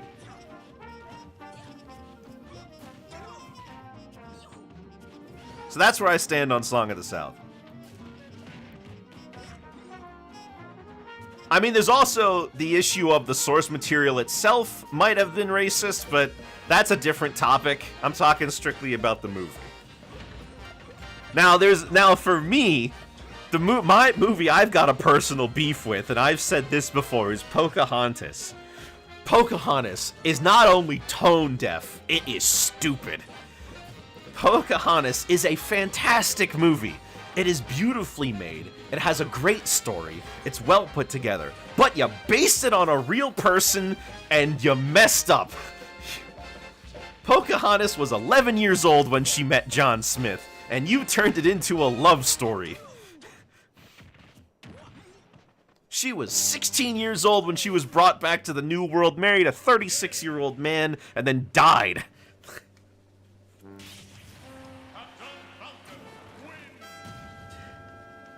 The fact that you made a movie based on a real person is the issue.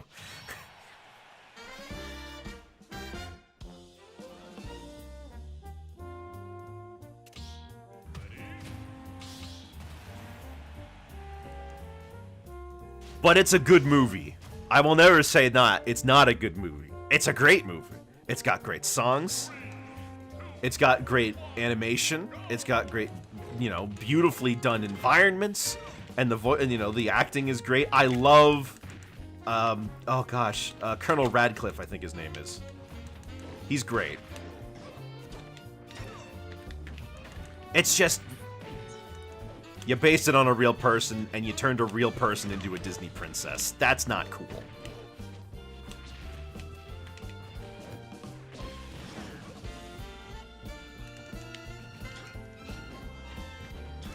In the movie, she's 16, princess in real life. She wasn't 16 when she met John Smith, and John Smith believed that she was in love with him, but he had actually misinterpreted what she was trying to do.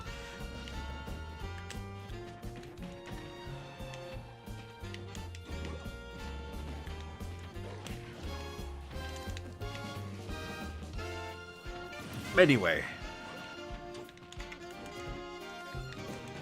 It's not like I'm unfamiliar with this sort of quandary that comes up from time to time about representation of people and whether or not something is like good or bad. Oftentimes it's in the situation in which the film was made is very important into judging it with our modern day lenses that are more conscientious of other people and their plights.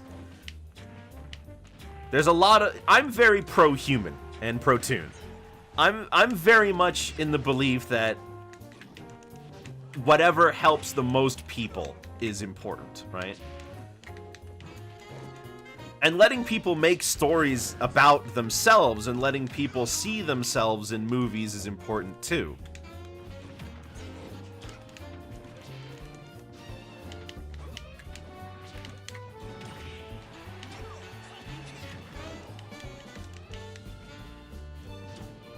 But I don't think that's a situation, I don't think that's something that people can really disagree with.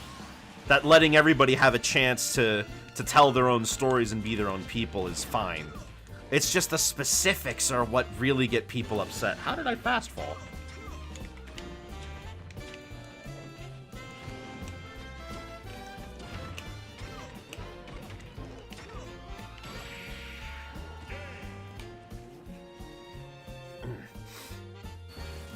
You mean she's 16 in real life or in the movie? Well, she's dead in real life.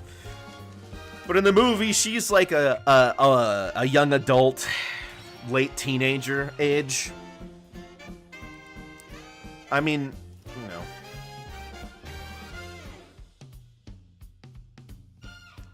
Because obviously they don't, you know, have an issue. Obviously they don't want people to have an issue with it. My family tree claims she's my great-great-great-grandmother. That's a bit far away from you, isn't it? It's on the complete opposite side of the country. It's... 3, 2, 1, go!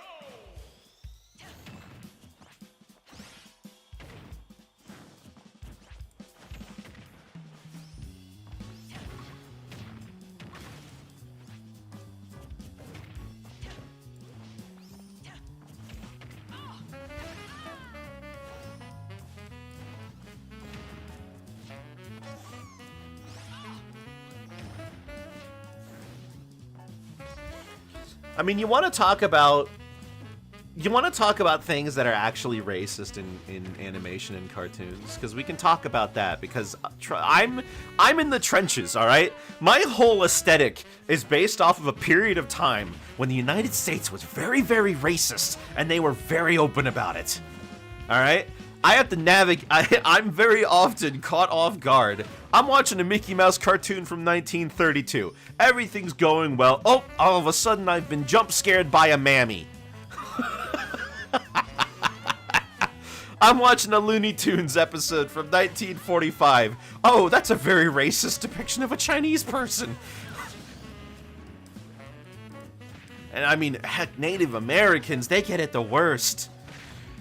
Like even today, you still see some stuff like that where it's just okay for that, or something that's tone deaf or been grandfathered in. I mean, even as late as the 90s, they were having characters. Even as late as the 90s, they were having characters like Chief Thunder in Killer Instinct.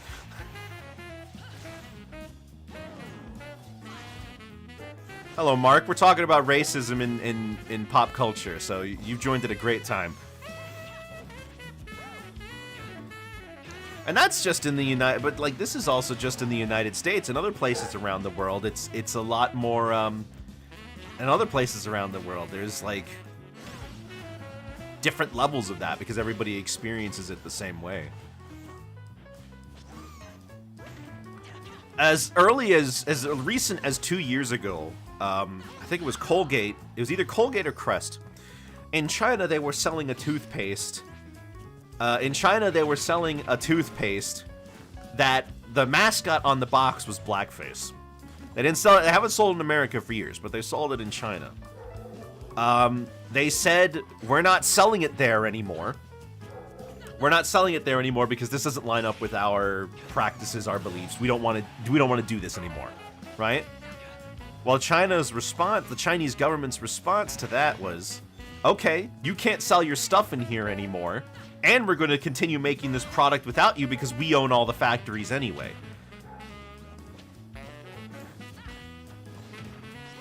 And that, you know, that's the sort of thing that speaks to it.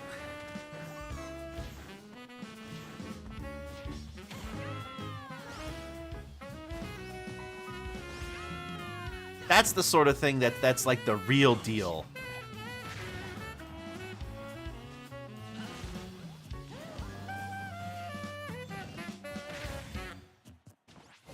Things are way better than they used to be. People often say the past was a mistake, but oftentimes the past was a learning experience for the present.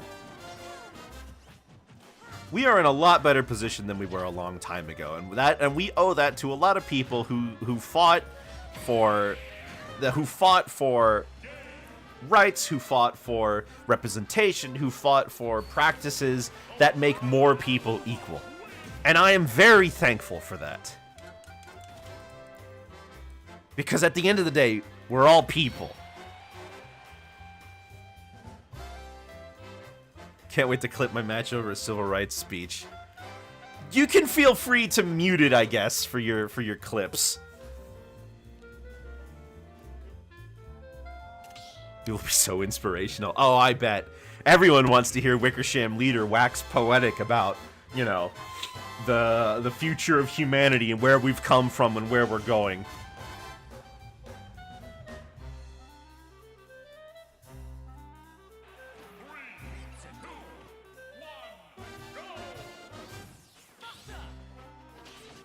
It's okay because it's only a movie? No. That's where you lose me. What people create and what they make about other people tells you where people's values are. The things they make, the things they talk about, the things they like to watch. That tells you the values of where people's values are.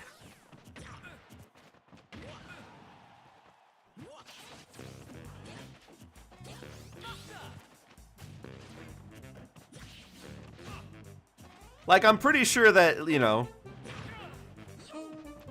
when you hear about the Circus Maximus in Rome, and you learn about the things that they would do to each other there, That tells you what people were okay with, what people were fine with seeing. In fact, one of the big things in the... Oh, really nice read. In the Circus Maximus, one of the big things they would do is that they would open up the... They would have, like, open up the gates to the arena, and they would just unleash a whole bunch of foreign animals into the arena, and then they'd have the gladiators kill them all. For sport. They'd just like to kill them. And I don't know if they'd eat them later, but they'd kill them. However, there was one report of a case with an elephant, where an elephant went out onto stage, went out onto the arena, and was reported to be... Oh gosh, I'm sorry, Zelrug.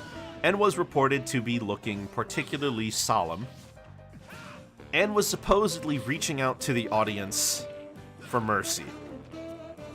I guess just any direction it would have been reaching out for mercy. And that's the sort of thing that changes people. That's the sort of thing when you look at, you realize what's been going on, and that's the sort of thing that makes you realize what's been happening. Now, it didn't happen immediately. Like, for example, circuses in the United States had only recently had issues with how they treat animals attempted to be addressed. Not to mention things like shows with whales in places like SeaWorld. But, you know, when these things are changed, it shows how the general populace views these events.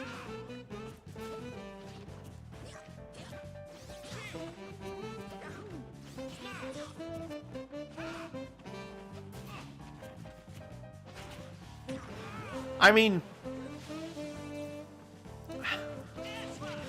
having an openly gay character on a TV show in the 1950s would have had them, like, canceled. It wouldn't have even been thought of. But now we have several celebrities who are openly gay and are allowed to love freely, and they are given the opportunities to be stars, to be in TV. They are allowed to exist within the things that we make and the things that we show to people. It sounds obvious, and it is probably very obvious, but, you know, it's when you look at the things that have been made in the past. See you later, Danny. When you look at the things that have been made in the past, we all learn stuff from there.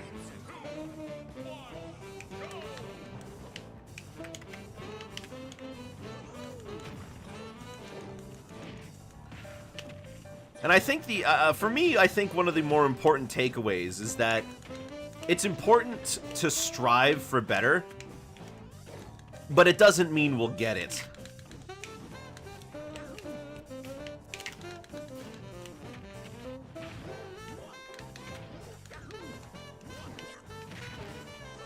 Whoops.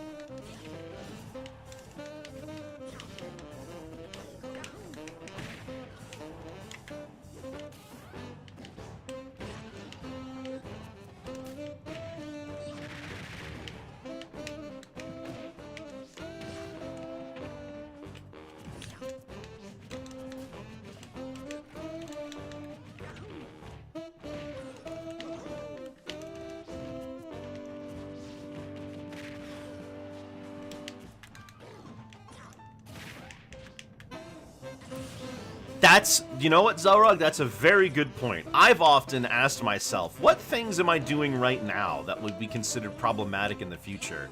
I can't claim to know. I also can't claim to be a perfect angel. What I can do is I can listen to people, learn about the world around me, and make better choices for myself.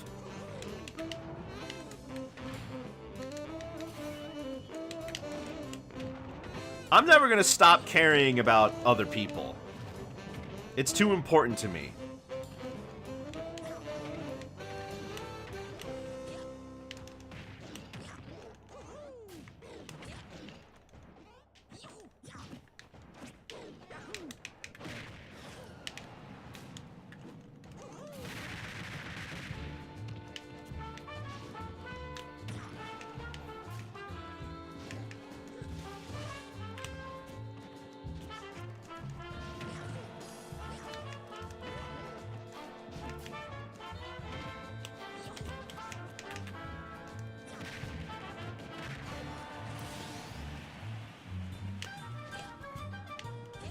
No, I mean, the phrase "no man in an island" is more so than just a term talking about asking for help or looking around you. Everything we do and say can impact other people. In a way, I guess I'm kind of sad that sometimes it feels like I gotta say this, but I also feel like I'm preaching to the choir because we all generally agree on this. Because the sort of people I would want to convince to change their minds about something wouldn't be watching me or listening to what I have to say anyway.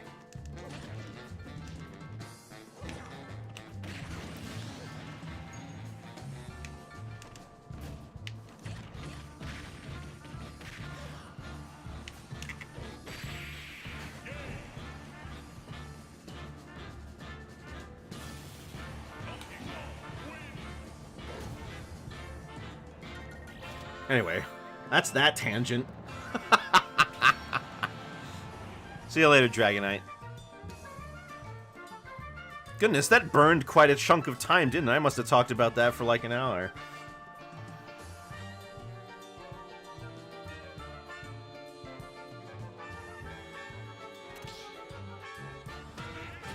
I guess I'll never... I guess letting me step on my soapbox was something I had to do. Whatever, it's my channel. I can talk about whatever I want.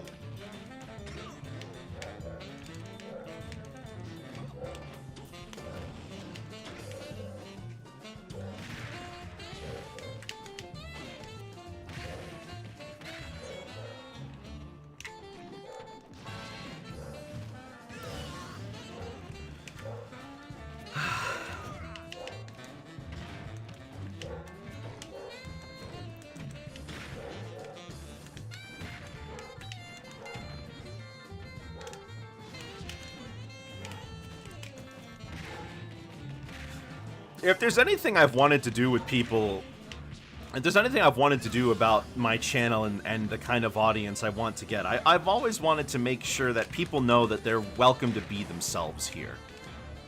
As you know, there's kind of, well, there's a contract of tolerance here, where like we don't gotta tolerate the intolerant. But you know, I've always wanted to make sure that people know that they're allowed to be open about who they are and what they do here. As long as we don't hurt people, as long as we don't, you know, spread hatred or vitriolic statements, then by all means, you know?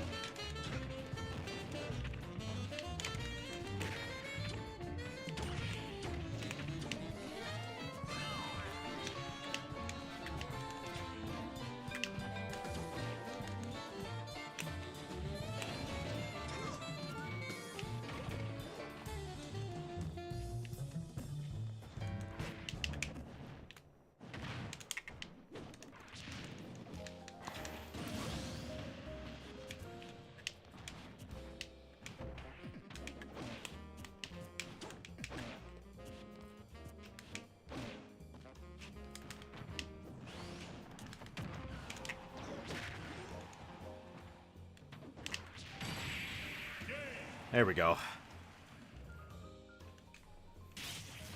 Donkey Kong wins.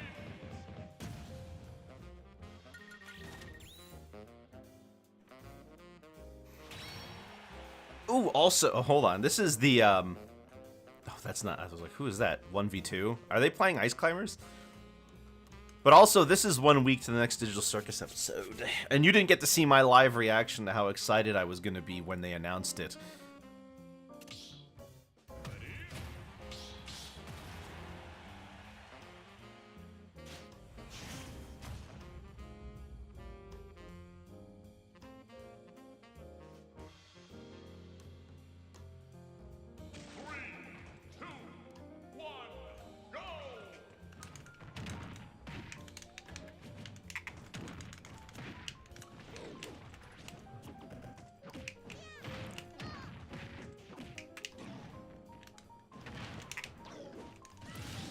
Okay. I kind of wanted to take your man away. Oh?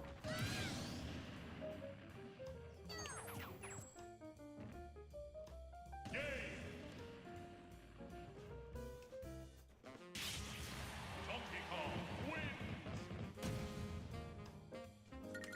Can't play with the delay.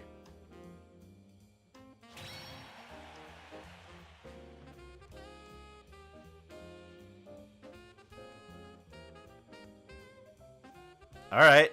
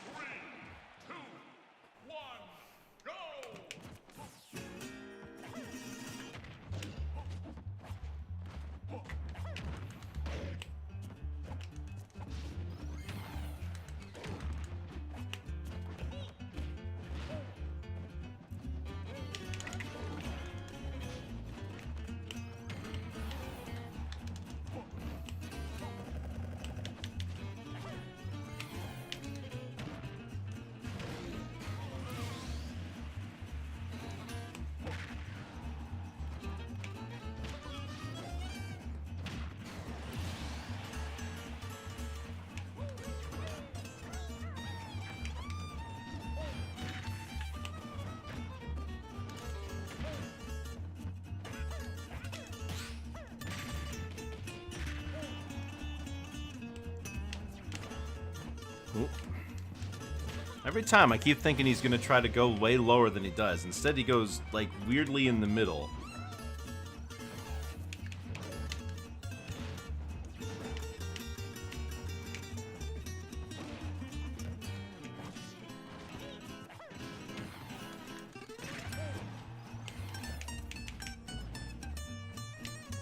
Oh my gosh, this connection's really bad.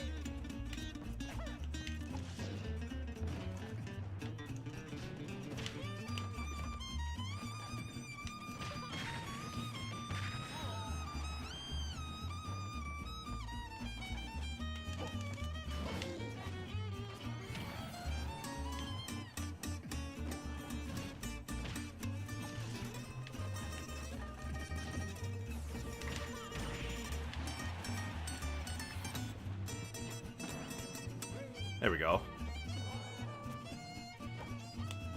Well, he's out of Wonder Wing, so I can safely pressure. If I was doing it the right way. Wow, he actually beat me. Guess I should have just waited a lot more.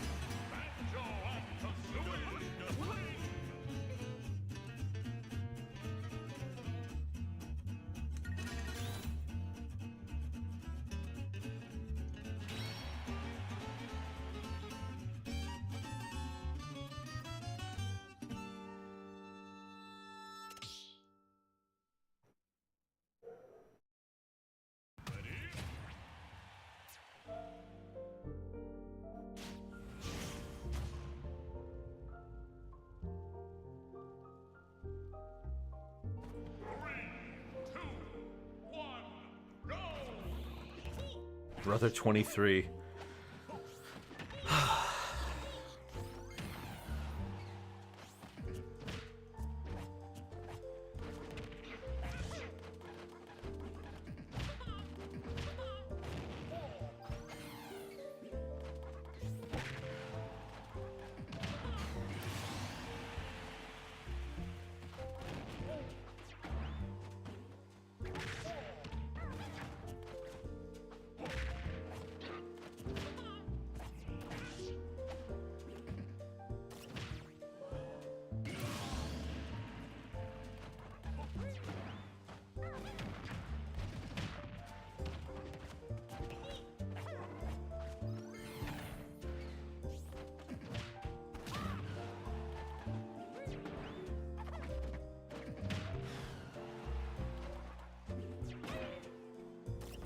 Goodness.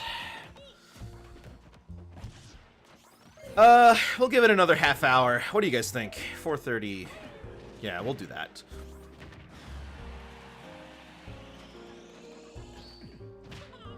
It's gonna be really embarrassing when I look back at these matches and I see that that during one of your matches I was talking about human rights in the middle of that compilation.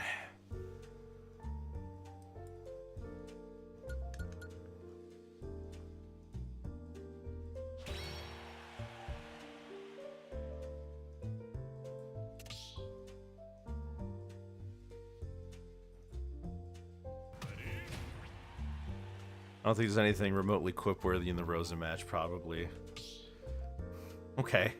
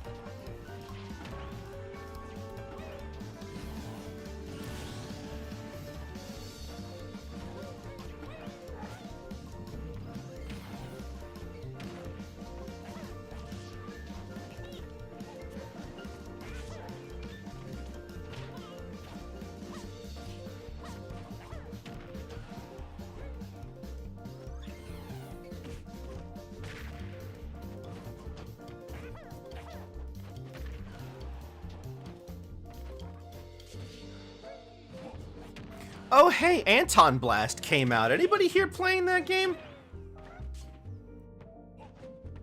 I'm not really familiar too much with it, although I do know somebody who did art for them. Although he had issues getting paid. And then he had issues getting paid, and then he bought the game anyway.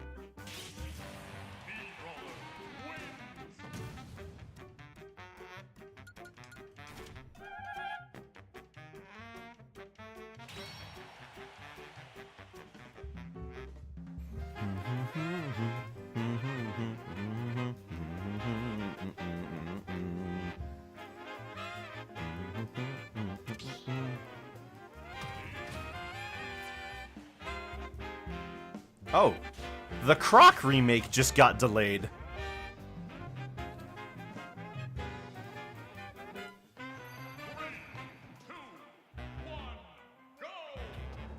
Yeah, it got delayed to next year.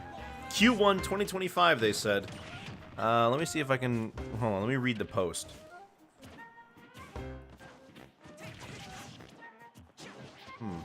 Well, all they said is they just need a little more time.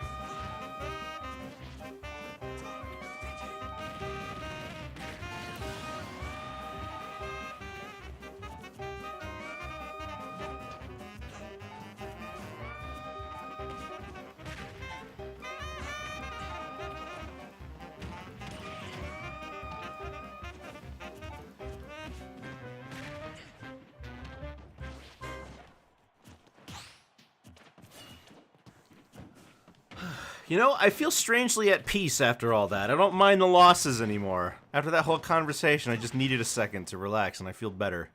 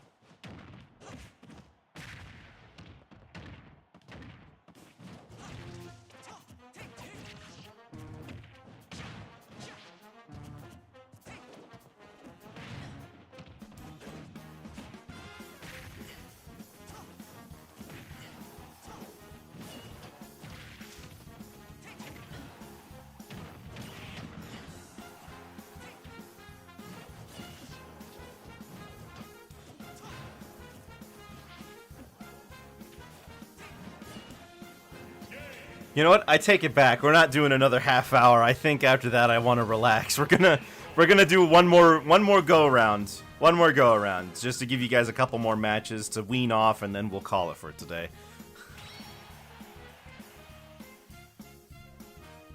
Who names themselves Sexaroth?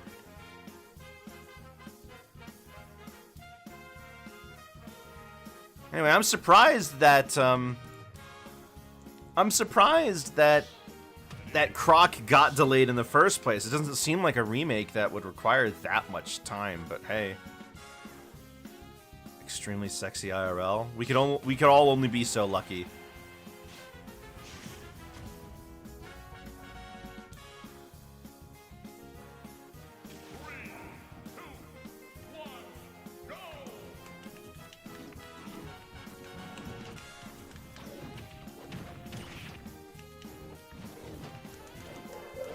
I don't know if you ever said it, but I knew that Croc 2 didn't have tank controls.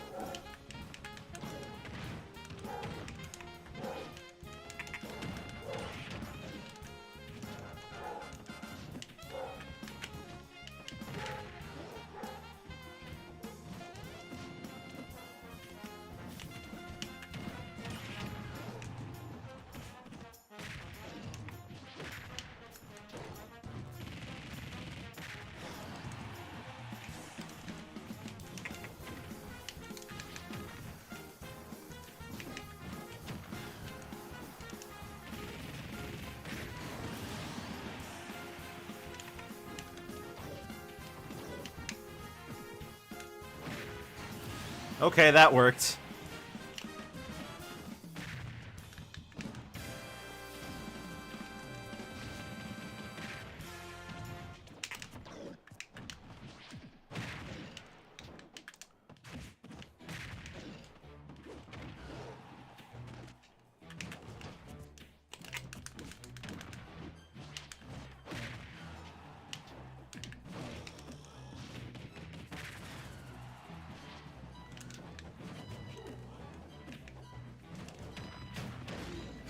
Whew.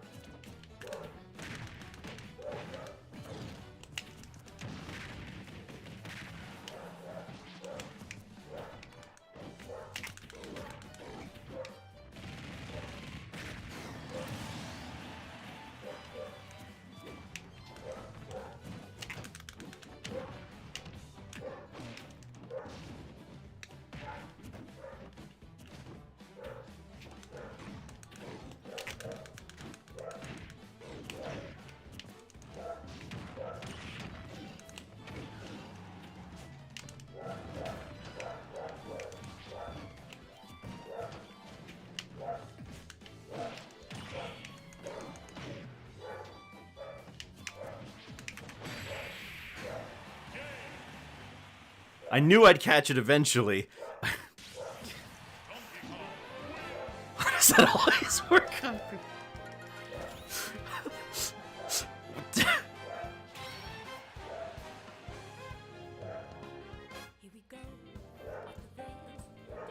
Mm-hmm.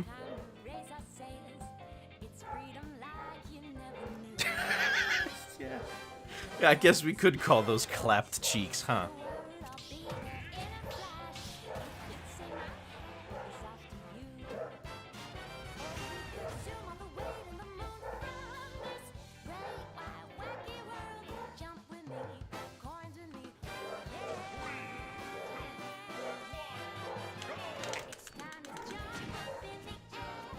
I bet he's called Sexaroth because he's using shirtless Sephiroth.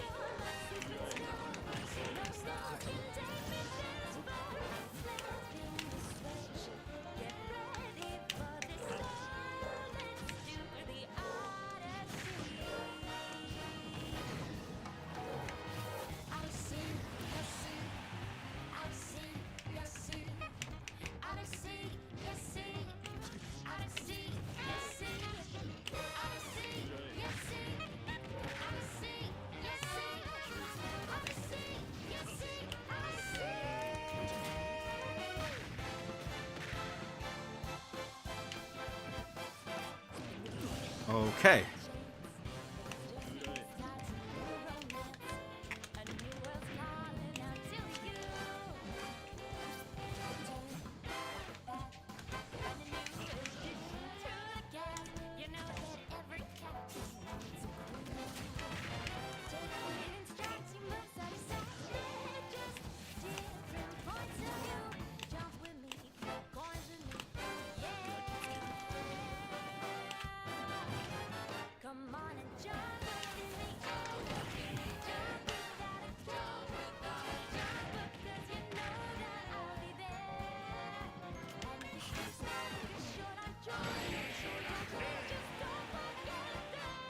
I'm surprised that worked.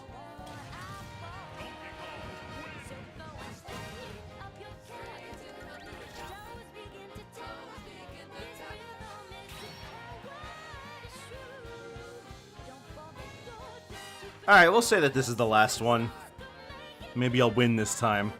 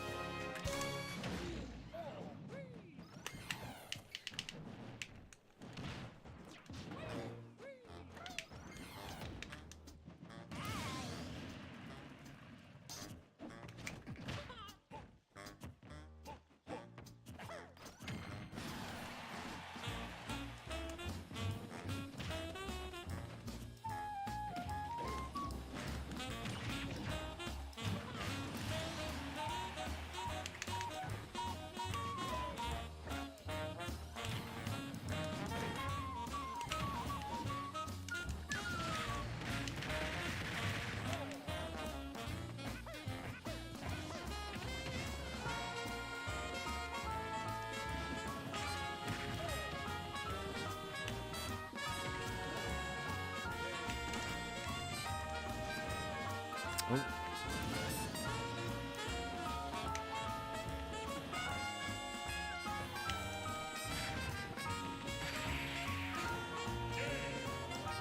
Well, it won't work on everyone, but if they can tech the ledge, which most people can, then it won't work. But I usually try it at least once just to see if they can do it.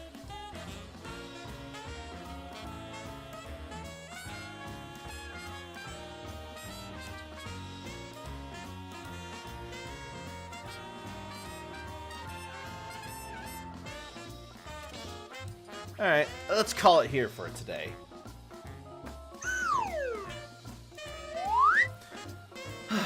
Well, today was a little bit more eventful than I anticipated it was going to be. But in any case, I hope you guys liked what you saw and enjoyed yourself. We'll be back with Sonic Boom Rise of Lyric on Monday. And then, of course, we'll be back with more Smash next Friday. Oh, thank you. I'll be seeing you guys later. Have yourselves a very good afternoon. And